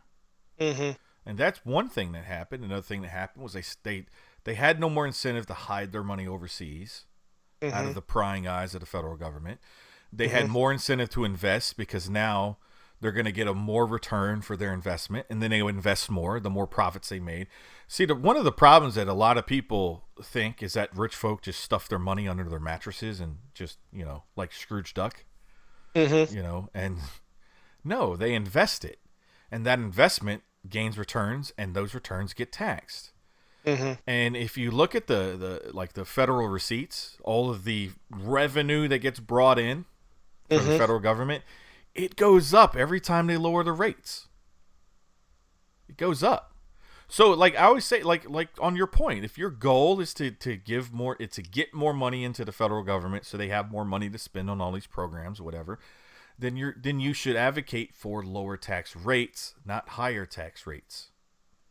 Hmm. When you raise the price on something, you get less consumption. That's basic economics, right? And so I the think what's consumption there is kind of vague, but it applies because basically your price in if you want to engage into the American economy, Hmm. your price on doing that is whatever your tax rate is. Hmm. Okay? So if you have that tax rate high, then your price in engaging into the American economy is high. and you'll be incentivized to engage into the American economy a lot less.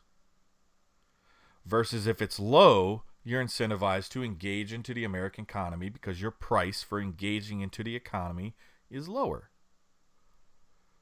And that mean if you go back, man, I mean there's a great website on the IRS website.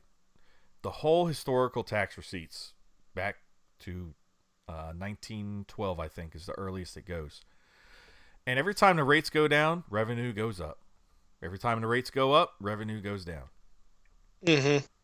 You know, but what's interesting is that the share of GDP Mm-hmm. stays about the same between 17 and 19%, no matter where the rates are at, all throughout history. So if you want more money, and if you see that your slice of the economic pie doesn't increase as taxes go up or down, Mm-hmm. well, then what you want to do is grow the economic pie. Mm-hmm. And lower tax rates grows the economic pie, especially on the rich, because they're the ones who do all the investing and whatnot, build companies and what have you. But I digress. But kind of get back to the idea of discourse. Having a discussion like that, I think people, they want to engage in that in a way that's useful. I say useful, like you actually learn something, you explore each other's thought processes or patterns of thought or ideas on it. Mm-hmm. You have to kind of start with kind of defining what the goal is of the conversation. You know, uh, kind of what's really the motivations behind certain sorts of ideas or arguments. Um, so yeah, I find when people do that, and they define their terms, they kind of say, well, maybe what our collective goal is this. Like, I have a concern about the effect of money, accumulated wealth, in regards to power in society. Mm-hmm. And there's a few things there. There's an assumption that having a lot of power or a power imbalance is bad, right? Or is undesirable, however, whatever, you know, value you want to place on it. I'm going to say, um, yeah, I have a lot of concerns about that. I mean, that's always been the case in large societies of people where you always have a smaller group of people who tend to have more power than others. It's been because of wealth or religion, right? Mm-hmm. And where you fall in there. Um, so if we want to be a democratic society, or democracy, we can talk at length about what we even mean by that. But some some sort of state of affairs where people can influence or have input into the goings on of the society or the government and decisions. So, I mean, we do that through a Republican form of government. Um, the role of money. I mean, definitely big companies who produce a lot of value. Um, you know, I work. If you work for a big company and that company has a lot of money, produces something that's used by a lot of people, they have a big effect on society. Therefore, they're gonna have a big voice with the government. I mean, it's almost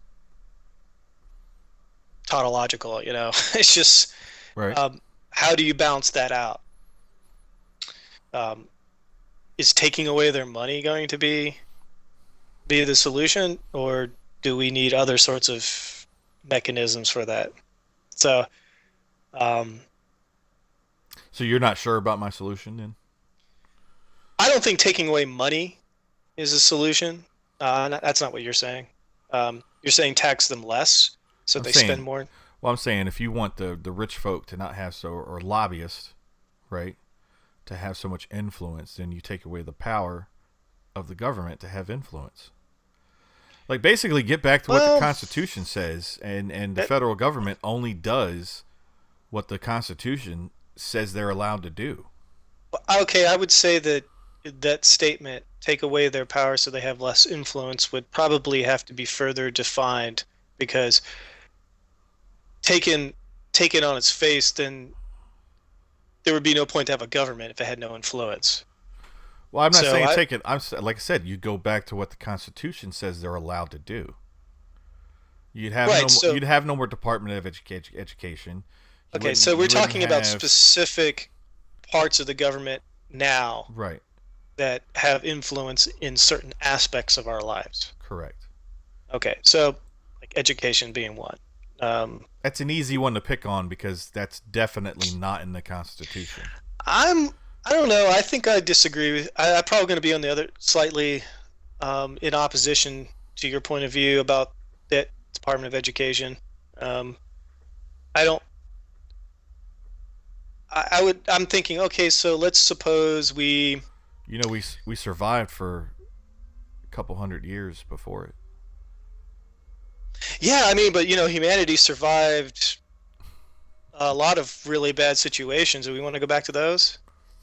No, Um, but but so we I can just go like. back and look at results. I mean, if you want, I mean, look at where we ranked in the world prior to Department of Education, and look at where we rank now. Yeah, and that's a correlation that we'd have to do a little more Correct. work to say that one caused the other. I would say that there's a lot of other inputs into that situation that we'd have to look at too. So, We could, but um, that might get us on a dark road. yeah, I would just say that even as As far as our current ranking goes, it's a dark road. yeah, I mean we're not doing too good in certain areas, Well, not like we used to. do you want me to give you the dark road? It's bad, man, and I hate that it's true. Okay, go for it. If we were to factor out all black and Hispanics, Hmm. we are number one in the world, and that's sad.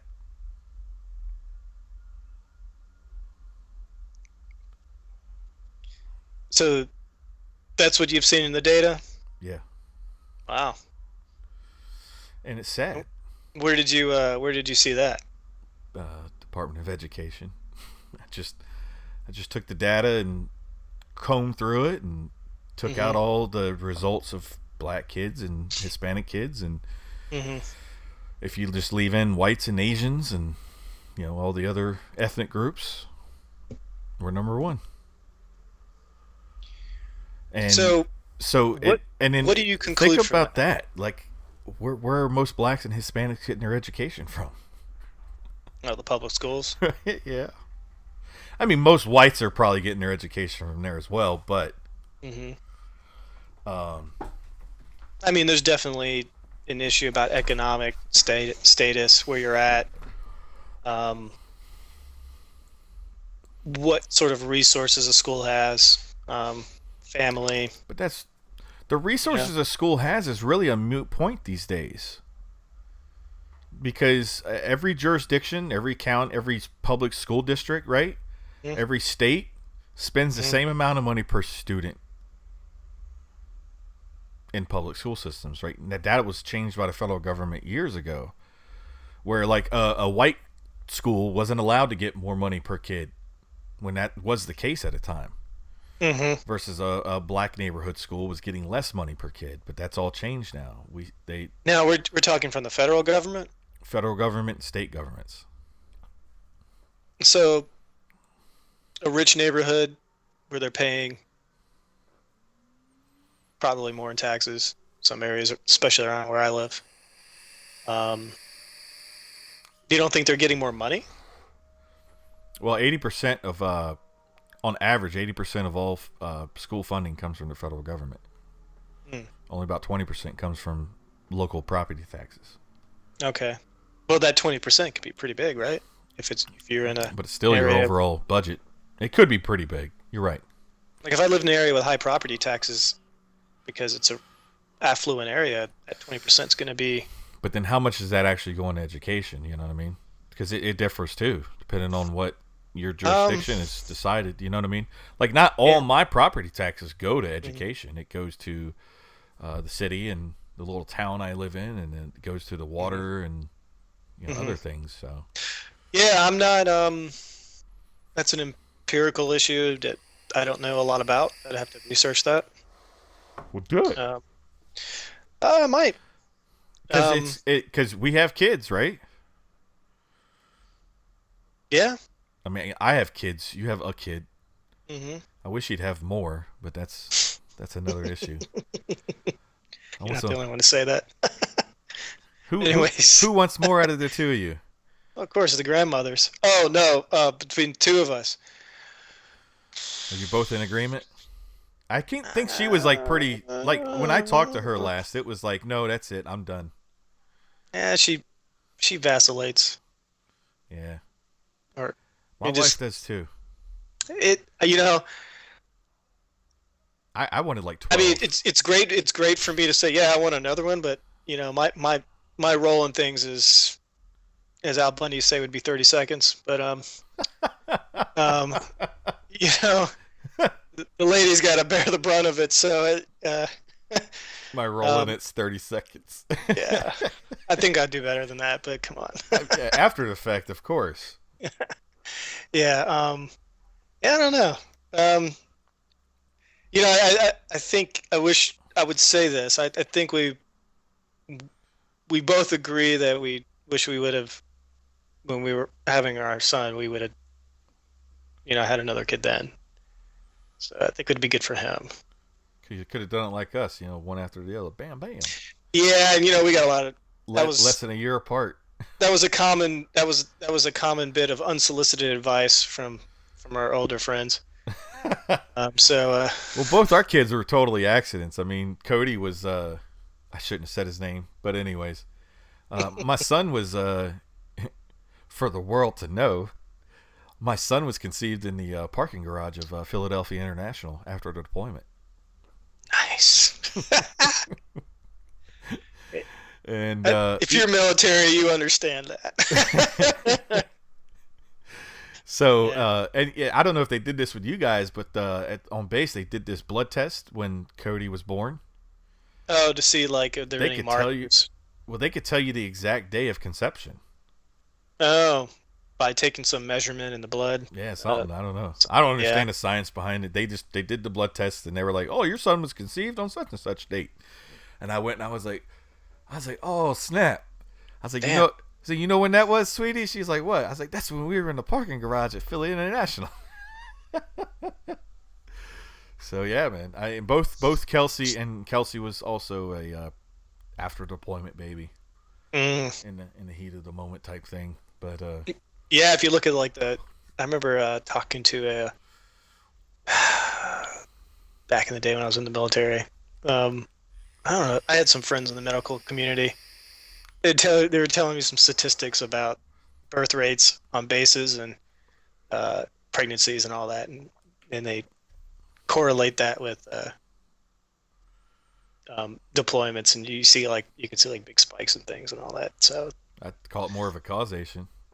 it's just interesting. It's definitely Um, more a causation than most things. but Deployments the cause babies.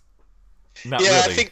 I think he was saying they were looking at like how they were looking at that from like some sort of management perspective, Oh, definitely. like kind of understanding when they're going to have a big surge in need for certain medical services like OBGYN, that kind of thing. So um, anyways, so where are we at on the discussion here? We've talked I talked to think some degree about I think the our basic topic. premise is basically this, man. Hmm. People need to consider other points of views. Hmm. They need to consider other arguments, and they should probably be careful about putting forth their arguments. Hmm. And I would go so as far as to say is not to be so passionate about something until you have all the facts. Wouldn't you agree? I think those are good steps. Um, I think you can have. It depends what your purpose is. That's the way I look at it. Like if I'm, why am I talking to this person about this? Um, and who are they? And in relation to the topic, uh, I've made some huge mistakes in the past talking about certain topics with certain people just because who they are and what the topic's about and how close they are to the issue. Right. Um, Usually, it's not a fruitful discussion. Um, without a lot of legwork, especially if you're in disagreement about whatever it is, and you have an interest in maintaining the relationship. Hmm. um, you probably have to do a little bit of legwork in terms of leading up to having that contentious talk. Because the person on their side, again, this is provided you want to maintain the relationship, they've got to feel that they got to understand your motives for why you see the things the way you do. So I'll give you a good example of a kind of typical discussion I see on the web that, yeah, it's really not my kind of thing. I don't really think it does anybody any good. Even though you make it less, okay, it does people good who are making money from this. So Ben Shapiro, you familiar with him? Okay, so he's a conservative. Jewish man. Well, yeah, I mean, he makes. I think that's fair to bring that in because he actually is he's vocal about that. He makes that kind of part of his public image. Right. Um, Well, yeah, he wears his yarmulke everywhere he goes. yeah, and then when I watch like when he goes and talks at universities or where he feels like his religion and ethnicity is relevant, he brings it in. Uh, Part usually it's because of he's and I think he does it fairly, like full disclosure, like this is the way this is as a person of this point of view, this is where I'm coming from. You may not share my point of view, so therefore we will arrive at different conclusions to some degree. Right. Um, Sometimes he seems capable of having real interactions with people, and I think other times it's just theater for people who already agree with you, or maybe a few people who are on the fence but are open to what he's saying. I mean, everything's very argumentative. There's very little questioning with the intent of truly understanding his his opponent's point of view. It's all, you make a move, I make a move, um, like a chess game. Let me pause And you there. Let me pause you there. mhm. Do you think though it could be the issue that you're just past that? Like me personally, Like some on certain issues maybe. Like you've done all that. You've uh, considered the other side. You've considered all points of view, and empirical evidence, whatever. maybe on some topics, maybe not on others. Right. Um, uh, I just, if I'm past it, I hate to say that because it sounds, Arrogant. yes, that's not my feeling on it at all. I'm I'm Arrogance is more of an attitude that you portray in what you're talking about. yeah. Hopefully, I've been accused of that. I probably have in the past, and I um, wouldn't. I wouldn't call you that. well, I think in my less better moments, I'll have that tendency. So I've tried to be mindful of it. Maybe that's why I'm particularly sensitive to it.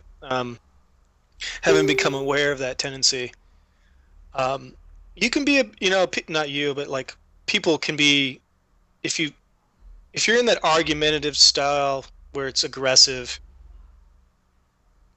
you can be like a bit of a bulldozer, and then it's just this game. It's a game. It's just a social rhetorical game of can I say can I use the right words at the right time in the right order and formula to to best my interlocutor.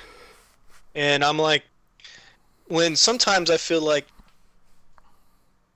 if you are comfortable in your belief,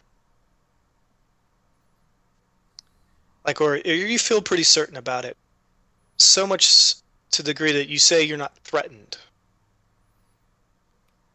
then then I say, then be the explorer. Say something like, okay, I recognize that I disagree with this person. I have a settled belief, and that's sort of like your home base, right? And then you can say, I'm going to venture out from my home base, and I'm just going to explore this person's point of view and ideas. Take, I'm going to just take as a starting position their sort of assumptions. If I'm not really clear on what their assumptions are, I'm going to find out what those are, and that's going to be kind of the launching pad for kind of following them on this journey of how they think about things. And then I can go along. I'm not going to be uncritical. I'm going to notice stuff. I'm going to assess it, analyze it. But the intent, it's about motivation. The intent is to understand, it's comprehension. It's to understand how things relate, where they make sense, where they don't, but to also see how they got to their destination being their conclusion in this analogy. So um, then I feel like I've been empathetic enough intellectually where I can say, well, I understand them. Um, this is why I don't agree, because we I don't share those same assumptions. These are the reasons why. But I think you earn a lot of goodwill with people when you're willing to kind of follow them along on what how they see the world. I think people just generally they feel a little more validated because they're like, okay, this person has made a real strong attempt to understand me. Um, and then even when you do understand them, you don't now being smarter, you don't take that as a bit of intelligence now that you can use in your war against them. Because that's why people get closed off is because they're afraid to give you what they give you that sort of knowledge because they're afraid of how you're going to use it. So I think there's a big ethical component just to having discussions because if we agree that we're social beings and we need to engage with each other on these issues, if we don't do it in an ethical manner, we're just going to get more of what we get. If there's not some more benevolent magnet, just some spirit of it all where you're trying to understand things. I don't know, when I've really truly disagreed with people and then come out on the end of that and say, well, we really understand where we disagree and where we do agree. In some way, even though they're not like my closest friend or anything, there's like this strange connection that's created. It's hard to say, but Right. there's a sort of honesty between each other. They're like, wow, we didn't like kill each other. We tolerate each other, and you know, even though I don't agree with you, I kind of like you because we were able to accomplish this thing where we were able to disagree passionately and ethically and you know civilly and we didn't kill each other, and that's great. And we don't like hate each other's guts, and we didn't misrepresent each other. All those sorts of things. Mm-hmm. Didn't make an enemy. I like that feeling. Um, it's hard to do because you need at least one person to do that. And you definitely don't go around doing that as a matter of course. It usually happens sort of organically. Like there's a situation that arises that forces you to do it. Whatever. You're working with them, or you're just close friends, or you talk, and you inevitably get into these discussions. But is that making any sense? Absolutely. So I guess when I watch um, what's his first name? Shapiro. Ben. Ben Shapiro. I wonder about his motives. When he goes out, I don't know what good he's doing. If he's really at all concerned with doing good, and then he says he is, but I just that style of interaction with people, I think in the long term is probably not going to be. It's you strengthen the biases of people who already agree with you, and then you push away the people who disagree with you, Yeah. which is just more of the same. Mm-hmm. And he makes money at it. So, you're like, okay. So, yeah, I don't know if I've risen above it. I'm just looking for something different. Um, than the usual stuff that I've kind of been guilty of in the past, frankly. Well, I just think of things like the truthers, the 9/11 truthers. You know about them, right? Yeah, I've heard of them. So back in the day, when Loose Change came out, do you know Loose Change? No, I don't. So Dylan Avery and another dude, the history behind this. Okay, let me tell you how I was exposed to it. A buddy of mine in the Air Force sends me this link. Now this is before YouTube, right? Mm-hmm. And so I'm watching this video and I'm watching it and I'm like, oh my god, that is a good question. Yeah. Well, what about that? Yeah. So that's me watching this video. So I was completely on board with 9/11 was an inside job, right? Completely on board. I became an advocate. I was like burning copies at my dorm room and like passing them out. I'm like, man, you gotta watch this. You gotta watch this. You gotta watch this, right? But I never asked questions.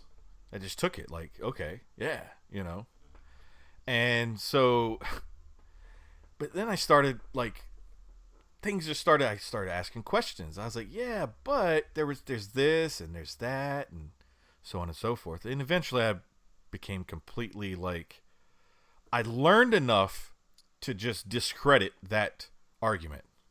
And so that's my question. There's some things where you learn enough to just go, because like when I have this discussions with people today about the 9/11 truther, they're, well, have you heard about this? And I'm like, dude, I was balls deep in it. I was diving into that. So yes, I know about it.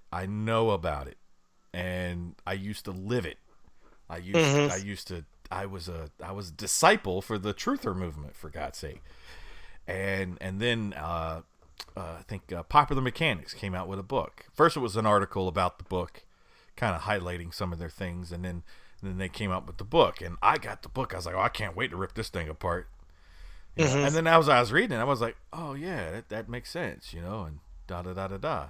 Now, of course, the 9/11 truther movement is full of straw man arguments, and if our viewers don't know what straw man arguments are, it's basically making a point of that your opponent has made that they didn't make, and then arguing against that point. So, like, one of the bigger straw man was that they were like, steel doesn't melt at 1,200 degrees or whatever it was, right? And well, NIST never claimed the steel melted; they only claimed it weakened. Yep. So, but the 9/11 truthers, they continually like put forth that argument. Well, steel doesn't melt at 1,200 degrees. And well, nobody said it melted, and so that's a straw man. And so, anyways, furthermore, it's like, well, for the towers that come down, does the steel need to melt, right? Or does it just need to be weakened sufficiently to lose its integrity, to break under the pressure of the weight, the load? But the point is that I was on board, and I didn't ask questions. I didn't consider the other side for so long.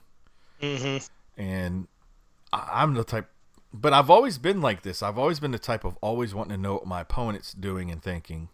And I usually just do it to strengthen myself. But now I don't do it for that. I do it to do like what you're saying, to understand where they're coming from. So, but the main point is, are you there with anything? Because when it comes to the 9/11 truthers, I just, say, for one, I can't prove a negative. I bring that up to them. And you know that, right? You can't prove a negative. And so, and they always ask why. And I'm like, well, if you ask me to prove that Santa Claus doesn't exist, I said, I could spend trillions of dollars digging up the North Pole.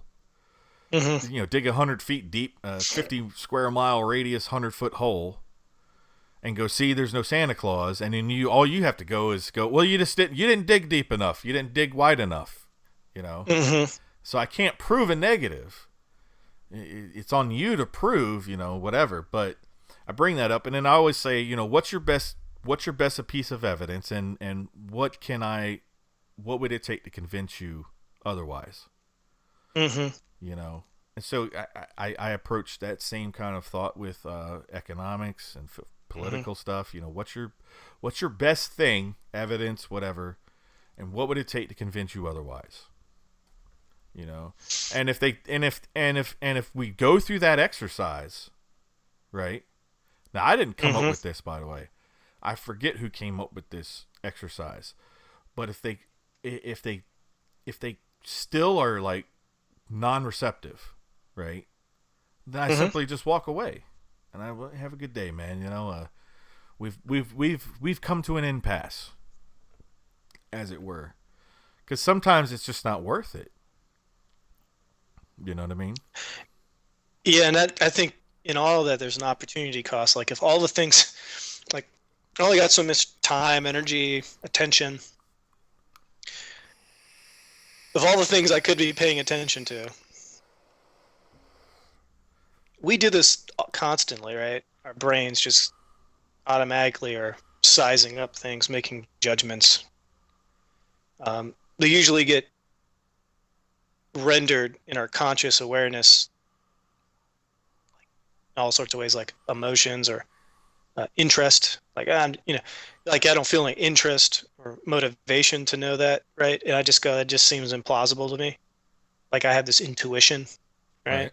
This just judgment that it just gets yielded to you. Like somebody says, oh, you should look at you know the UFO, this and that. You're like, this just doesn't seem very likely. Why? Well, have you explored it? No.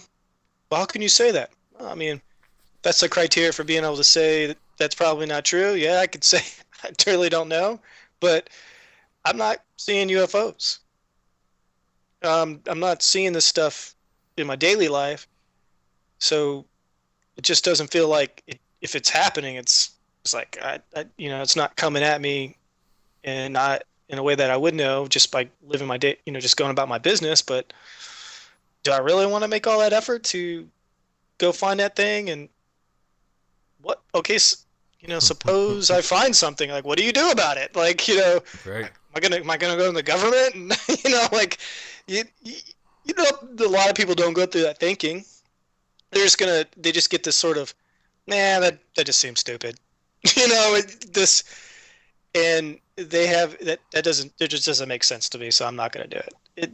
And so there's that part of our brains that does that already.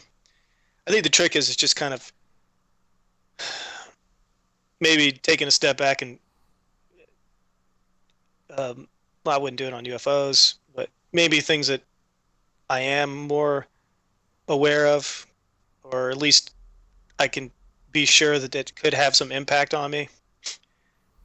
When I have that, when I have that view or that immediate response, it just arises into your awareness. You just have to kind of go, okay, this is if it's a really important issue that you probably want to,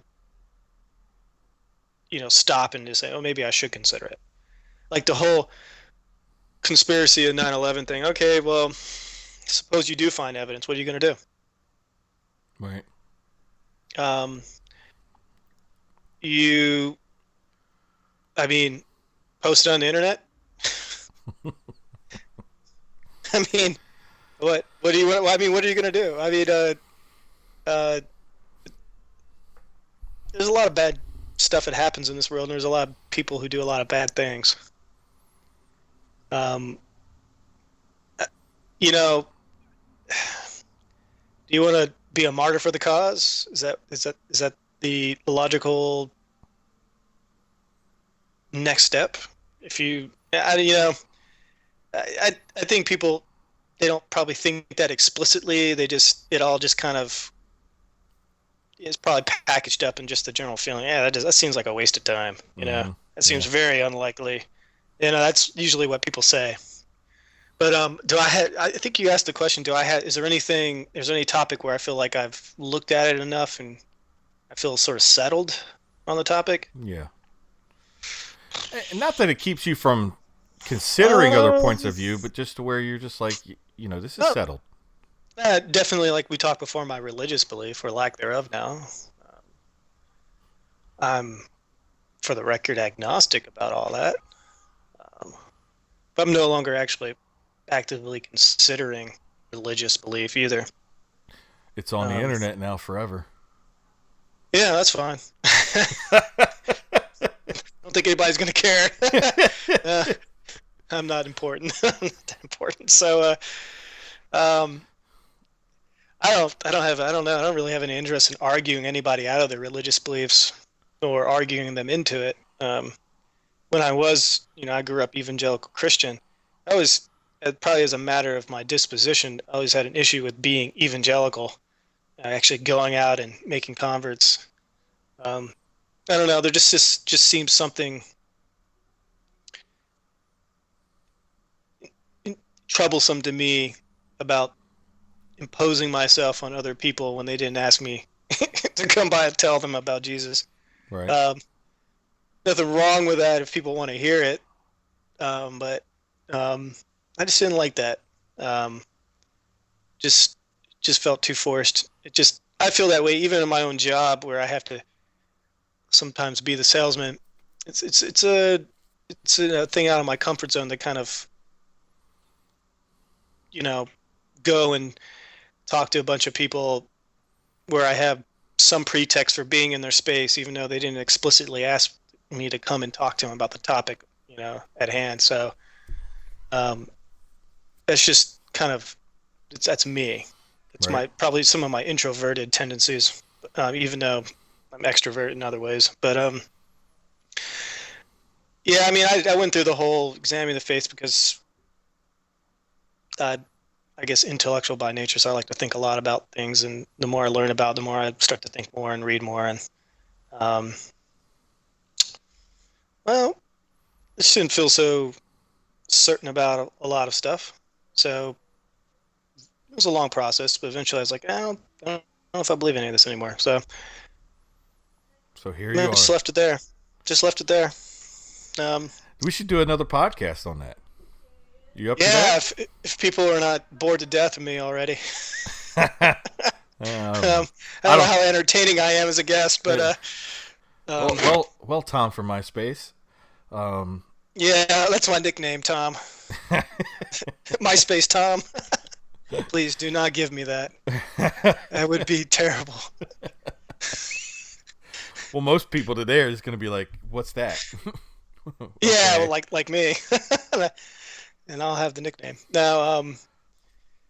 Yeah, no, I hope I'm not settled on any issues. Like, I'm like you take evolution.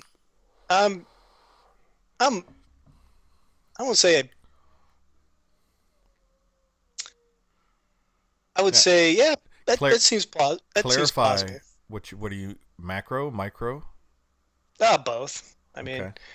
um, I don't know this from firsthand investigation or experimentation, and because I'm not in that field, right? I'm not an expert. Um, I've read quite a few books on it. I've read arguments against it from you religious folks who have some scientific training or not. Um, uh, it seems to me to be a pretty good explanatory model for the things we see. You know, so do I know it's true in the sense that I know I'm talking to you right now, or that I'm touching this table right now? Of course not. It's it's more like, do I trust what the scientific community says? Or I could say something like, well, the scientific community says, given the preponderance of evidence, this this seems to be how things work. So I think that's a description of my situation, and Right. I'm fine with that. Um, I mean, to me, whether it's true or not, I don't. It doesn't really matter to me in some sense. Like I don't have some. I don't have a.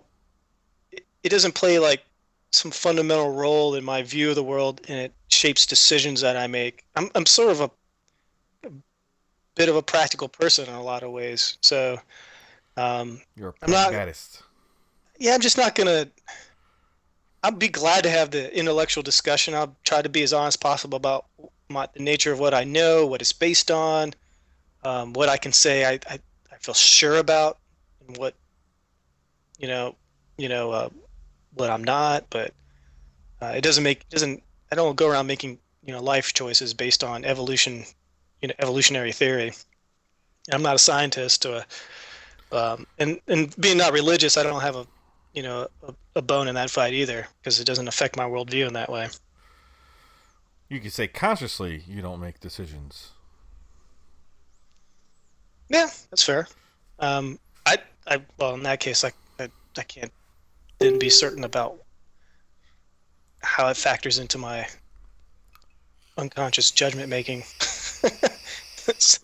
So, I guess to say all that, it's just that To say all that is yes, you'll do the podcast. yeah, if you want to, well, I think to make it, I think to make it interesting, we'd probably have to do a little work beforehand to really structure the conversation. So, like I said earlier, keep it kind of bounded. Earlier being on the phone, we were talking a couple days ago. Yeah. Um, it, that'd be interesting. Um, I don't know if you want to, how you'd want to do it, but we We'll could talk about that later we'll on. figure it out. I just think it would be interesting, especially since we have sort of close ties to how our faith came to be, and in the beginning, that is for you, Mm-hmm. and kind of dabbled in the same churches and things like that. And Mm-hmm. so, I mean, there was you went to did you go to Argyle Baptist at Mm-hmm. one time? Yeah, Mm-hmm. they're a different denomination now. I don't know what they call themselves now. Yeah, I haven't really. They're no longer Argyle Baptist. No, I think the name's like the Church at Argyle or something like Yeah, that. it's non-denominational. And I always tell folks a non-denominational. I say, no, you have a denomination. You just have no, credence to a particular denomination. But don't be fooling yourself thinking you don't have doctrines that line up with the denomination. So Mm-hmm. basically, they just don't have the hierarchy of the denomination over their heads anymore. Yeah, because they used to be Southern Baptist, Yeah. and Which then that's as close as you could get to non-denomination as there is, because like the Southern Baptist Convention doesn't have any ruling factor over churches that are Southern Baptist. You know what I yeah, mean? they act autonomously. Yeah. So So, but in order, like, if you carry that moniker, then you tend to be in line with the Southern Baptist doctrine. Um, hmm I'm just like, some are right, some are wrong. Like Calvinism versus Arminianism.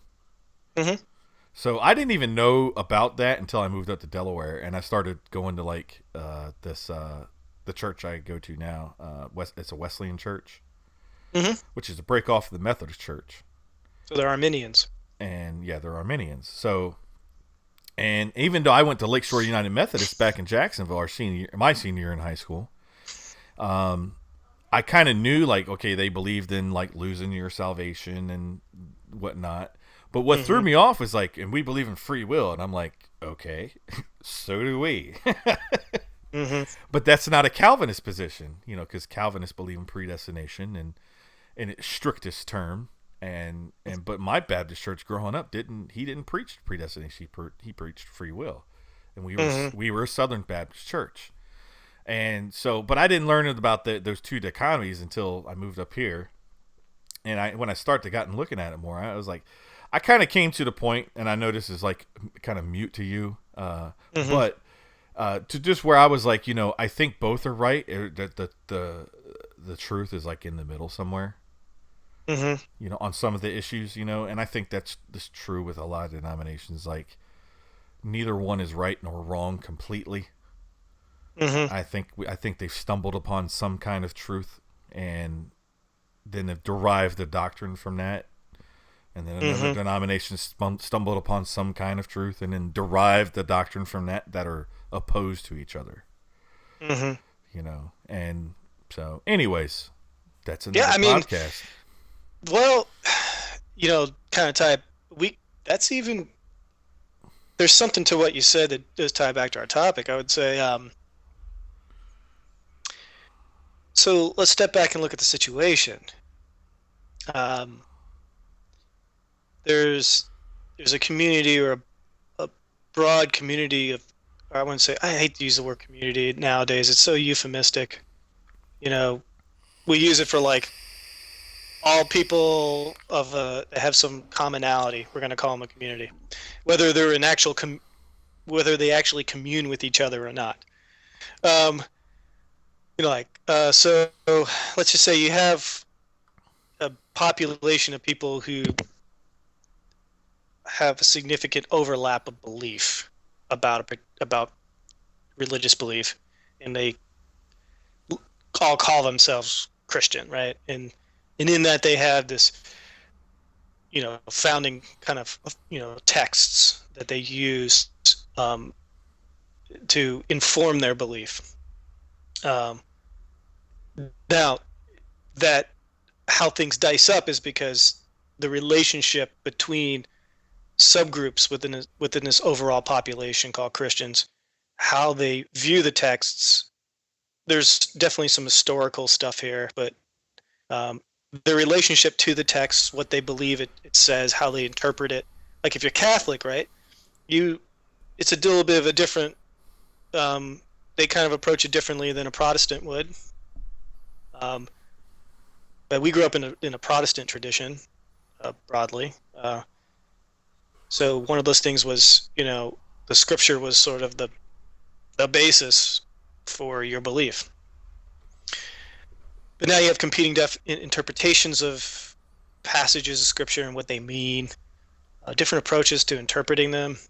Uh, but you step back and you say you have a group of people, they have these texts, they're using that as a basis for the beliefs. There's also just sort of the tradition and history of that group of people going back in time, what they've come to believe and how they act, which sometimes may not even be in alignment with anything overtly in the scripture. It might be more of a tradition. Um,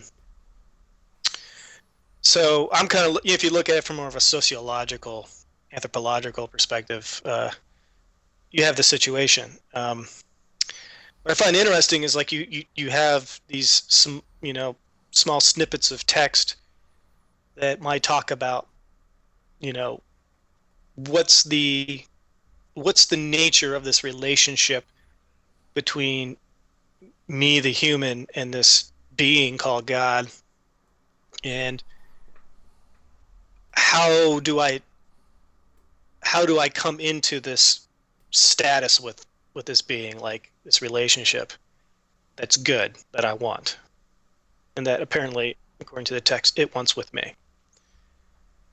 And people disagree about what the nature of that status is, like, is and how it's instigated. Like, is it sort of this choice that I make, like having gotten the information? Is it simply a decision on my part, which is in my, from a historical perspective, that's probably heavily influenced by our legacy with the Enlightenment and the Age of Reason. This idea that I get information, I make a rational choice, and based off that information, I choose something. And I would just say, to kind of tie it back to something I said earlier about my own, I guess, transition out of religion and belief, was this idea that I simply could choose belief. But I had to ask people. People believe a lot of things. Did you ever sit back and choose it? Huh. And sometimes when you have discussions or situations arise and they elicit feelings and beliefs and attitudes that you didn't know you had. Well, under this whole rational choice model, I was like, well, I didn't choose these things. Where did I get this from? Why do I feel this way? So um, that I would I would say it's probably not something like I chose to believe this. It's probably, there's a little more to it than that. We just sort of summarize as saying, well, at some point I made it. I realized a choice. Like I realized I believed it. It's just I got provocated by the pastor at that moment in time, and I felt compelled to do it. And that's how people talk about sometimes. I felt compelled. It's really, if you, the psychology of it's interesting to me, but I don't make any special distinction about that versus any other sorts of beliefs that we have. There are some categories of beliefs, like certainly beliefs about, what's the best Coke is a lot different than my belief about God or, politics. So, or not Coke, but what's the best soda? So, from the South, everything's Coke until you say what kind of Coke you want, and I'll take a Pepsi. So, so, um, so I think there's something in that because if you think about the Constitution, it's another founding text, and I think Christians have a sort of uh, there's sort of a nice now or like similarity there where if you're a Christian and you have an authoritative text, having an authoritative political text called the Constitution feels pretty commonsensical. It's like, yeah, I get it. Don't even think that. You're just like, yeah, we have a founding text and we want to adhere to it. And so I think there'll probably be a big overlap between Christians who are very scriptural heavy and look and want to take literal interpretations of that, who are also originalists with regard to their interpretation of the Constitution. Probably some overlap there in tendencies. But I find that all interesting. That could be a topic of our discussion too. I like the to just kind of sit back and think about the psychology of all this and why people differ on these things and what that means for them. But um, probably my journey out of faith started with a lot of that kind of thinking. I started stepping back and just noticing patterns because I moved around a lot, being in the military as a kid, but then being in the military myself, and then going to a lot of different places and kind of going to all kinds of different churches. You start to notice things. You hear similar stories and similar reactions, and you start to notice patterns, and you start to step back and think about these patterns. And um, anyways, it's a long discussion, but to me, yeah, I mean, I was aware of the Calvinist Arminian divide. It's interesting when we get to talking about those things. It's like uh, it's really only a small group of people, I think, in the Christian community really get all roughed up about that sort of distinction.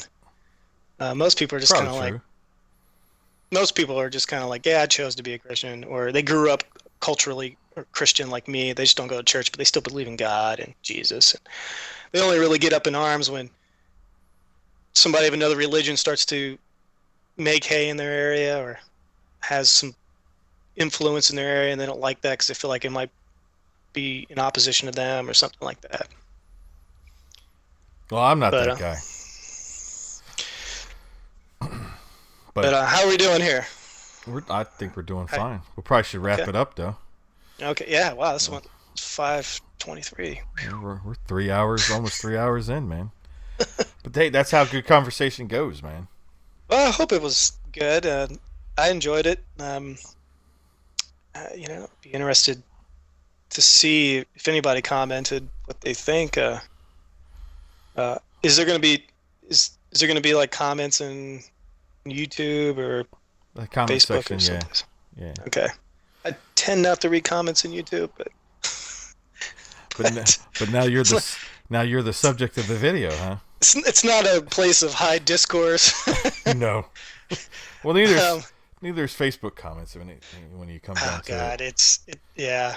And see, Um, it's interesting because, like, I don't know if you ever noticed, but sometimes my comments can be very long, hmm and people accuse me like writing books for comments, and I'm like, look, I want to be clear, I want to be concise.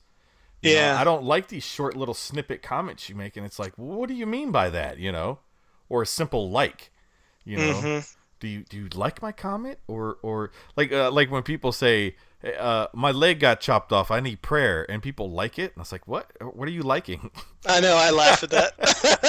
I'm like, you need a thumbs down, but but but again, all this is for selling people stuff.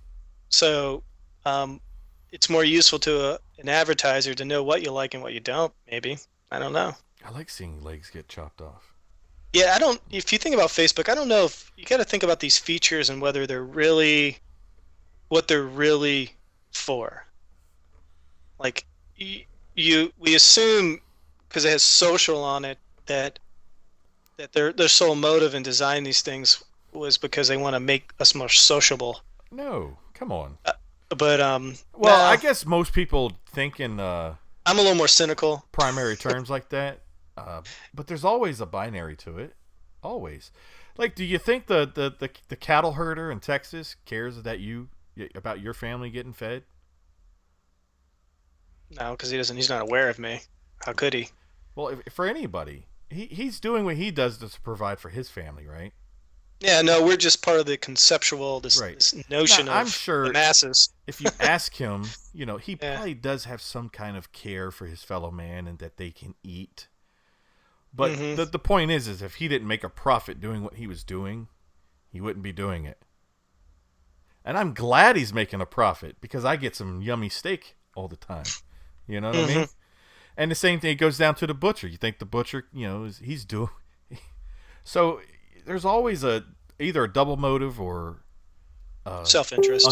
some type of self-interest involved. Always, and I don't Yeah. have a problem with that. Mm-mm, I don't either. I'm more about, do I understand it for what it is? And then how do I relate to it? What do I use it for? What I don't. But, people want to talk about comment length. Think about how much of your thinking or behavior is shaped by the environment unconsciously. I mean, when did you, what, why is comment length an issue? Is it because of the format in which you're reading it? Because if I took that same bit of text and put it on a bigger piece of paper with different line length, like how many characters I can have in a line, it might be 5 or 6 lines, and that's it. And that might be a short paragraph in Mm-hmm. a regular book. Like it wouldn't even fill a quarter of a page, Right. and that's not long.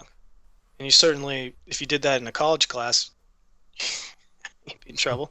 But it's something about the I love this quote. I don't know how I feel about the guy himself, but Peter Thiel, you familiar with him? Yes. I love this quote. It's like, uh, well, he said something about Twitter. He said, we something about the future, and all we got was 140 characters or something like that. He was just saying like, some of our technologies are kind of aiming low on some of our technologies and what we can do. But if you think about Twitter and just the format itself, the constraints, what the constraints are, they force a certain sort of behavior. It's like a road system. There's nobody out there directing traffic daily. We build a structure, a road system that provides boundaries for us to self-organize. Mm-hmm. There's some rules understood. There's some basic understood rules, and then for most of it's pretty structured, and then there's some decision points. But we have some rules to go by, and then we have the physical structure itself that helps us self-organize. I mean, what makes a really bad road is that you have a bad structure that forces people into making self-organizing in a way that's more chaotic, right? Where you have to make um, like there's this place around where I live where the way they design the road, you force people into making really quick decisions about where to go, and if the traffic's real heavy, it really leads to a lot of dangerous choice making in terms of forcing your way into traffic because you're running out of road, like on a weave lane for like these on and off ramps, where it's just like two circles on the side of the road you get on, and if you can't get on, you have to go around the circle again. Um, it's really the structure itself like creates problems, and it doesn't allow for better self-organization. So I think like when you look at like Facebook, there's some just the environment itself kind of structures the way we think and write and what we find acceptable. It definitely lends to me. There's a culture of like pithiness. Sometimes, like if I can say something snarky, or you see a lot of trolling behavior now where people just like to do that. But just character length, like, you just too many words. I love it because when people write these short things and then somebody reads it and they say, well, did it? And you go, oh, are you not reading what I'm saying? Totally misunderstanding me. But you wrote like 5 words. Right. And 5 words wasn't going to cover your point in a thorough manner. What do you expect? So, um, I mean, that does shape discourse. Like if we're talking 30-second sound bites on TV, um, some things just take a lot of time and patience if you want to make any progress with discussion, and you got to be willing to invest in it. And I feel like we're trending towards less attention, less investment of time in those things. Hmm. That's a concern of mine. So when I talk about like having some skepticism about technologies, if we have the capacity to make all sorts of things, but we have to choose a thing or several things to make, and there's all sorts of constraints about what we'll do. I mean, but if we got some choices about what we can do, you know, is it really makes sense? I mean, how can we do this differently where we're making better decisions about the kind of tools we make for ourselves? Hmm. Um, and and how that happens, it's complicated. But anyways, I'm just kind of rambling. This is just thoughts off the top of my head. That's good, man. It's good. People have checked out, but I love it, man. This is good. I mean, this is definitely for us. You know what I was thinking too? We should get Kevin on here. Yeah, if he'll come on. Have his little pun chime-ins every now and then. Yeah, Kevin's. That would add to some entertainment value. Yeah. Yeah, I won't. Maybe, yeah, if he wants to. Yeah. I might have him on once just to be like down in the bottom right-hand corner, just to throw in his puns when I'm doing my podcast. Yeah, he's good at it. I mean, like it's like the pun master. That's what I call him. I'm like, it's rubbed off on me. Like I'm getting better at it just by being around him. I don't know. I have to use that power for good. So don't get anything thrown at me for making a bad joke. Well, hey man, I appreciate you coming on. Yeah, it was fun. Yeah, Do you want anybody to reach you at all? That's what they do. Can people reach you on the Twitters or the Facebookings? I don't Twitter. You don't Twitter? It's a toxic place to be. It's actually not as toxic as Facebook can be, because it doesn't feel as intrusive as Facebook is. I don't know. I'll think about it because like I'm on Twitter, but like I don't, I hardly ever get any kind of like notifications or. Yeah, it's just weird. Yeah, I turn all that off on my phone because I felt like it was stressing me out, constantly getting pinged. I was like, this is, you ever heard the acronym FOMO? No. FOMO. Fear of missing out. Oh yeah, I used to suffer from that actually. Yeah. But it was a condition that kind of was pressed upon me when I was in Iraq. And I wasn't really on Facebook at first. MySpace was the thing at that time. But MySpace was, and thank God you never used that, man, because it was so not user friendly at all. And you could like one thing about MySpace, which I liked but I didn't like because of what it did, was you could customize your entire wall. Right, you could put all these graphics and animations and stuff. So when somebody came to your MySpace page, they got inundated with like music. You could put music on it. So bam, a song would start playing and a video could start playing, and you could have like your background, like your wallpaper type thing, like be whatever. And you could it was almost completely customizable. But the problem with that was, especially with the type of internet connections back then, was you'd go to somebody's page and it'd take 20 minutes just to load. and sometimes it just frees your computer right up, But MySpace basically looked at, or Facebook looked at MySpace and said, what are they doing wrong and what can we do better or right, whatever. But Yeah, they've done it better. I did suffer from that, and it kind of carried on afterwards. Like I had to, like, what's that? What's people saying? What's it? But that's before phones really were able to, like, keep you up to date. So all you had was your computer, and so I was like always at the computer, like, what's everybody saying on Facebook? What's going on? I got to say something about that, type thing. But I find like with the phone now, I'm able to digest as I want, and I don't have to segregate myself away at a computer. You know what I mean? Yeah. So I find that kind of a good thing, whereas you found it kind of stressful. So that's interesting. Well, just the constant stimulus. Well, I consume less because of the phone.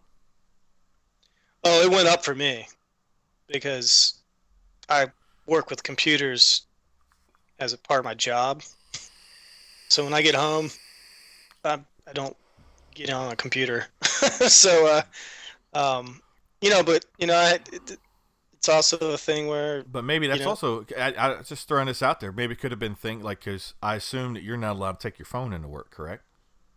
no, I don't. So you're not allowed to, though, right? No. So, like, I can imagine, like, if that were the case for me, and then you turn on the phone and it's like, bing, bing, bing, bing. Yeah, I was Bing. getting hammered all the time with notifications, and I started to notice. I was like, just at first it was cool, right? Oh, what's this? And then I just noticed like this mild level of fatigue and like like this blah feeling. Like you ever like binge on TV like the whole day? I've done this a few times and regretted it.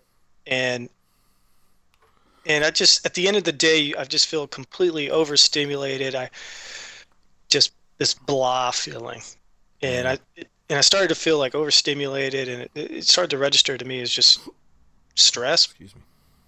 And I'm like, eh. Then somebody was like, I didn't know I can turn off the notifications because I didn't really, you know, thought to look into that. And then I was reading something somebody was talking about it. I saw some article, and I was like, that kind of fits me.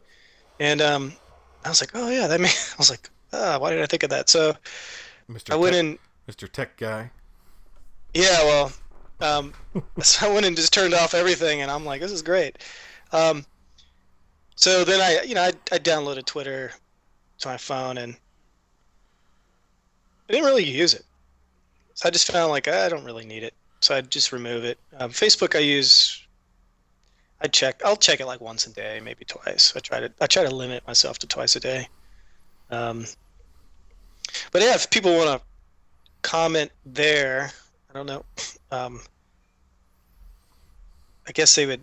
I guess that they can be aware of me through your profile. They can. So maybe Oh, maybe if you make a oh. post about it, then I'll read it. So you're a little more experienced in this area than I am, so I'll leave it to you to figure out how to set up the channel.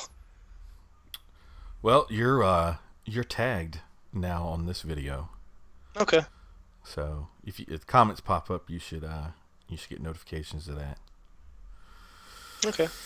So, anyways, Mike, I appreciate you joining us, man, and we look forward to having you again. So, Yeah, we'll talk.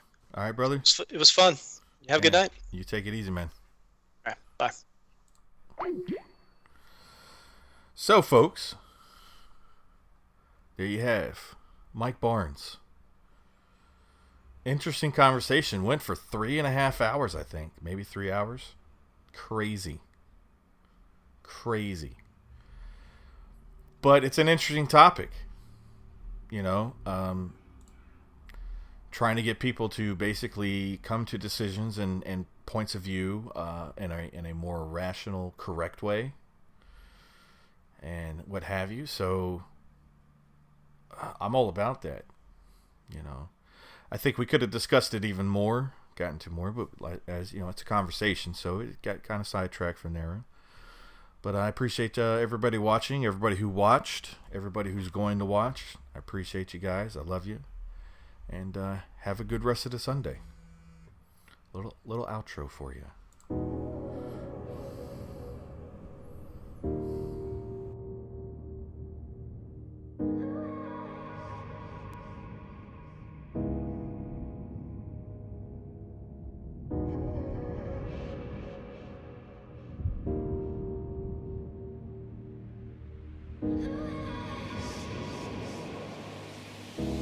You have lost. Nothing wrong with going off in a daydream. In a daydream, nothing broken in a hopeless sky.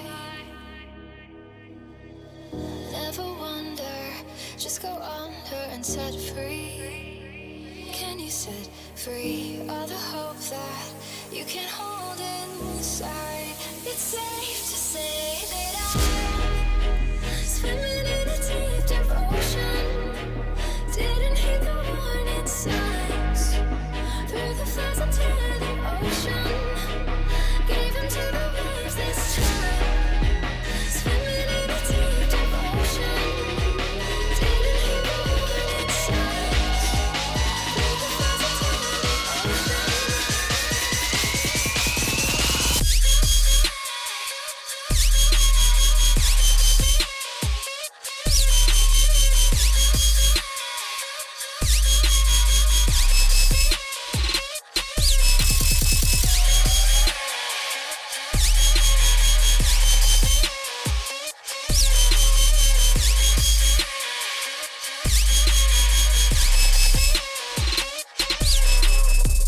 New horizon, let us fly in a daydream.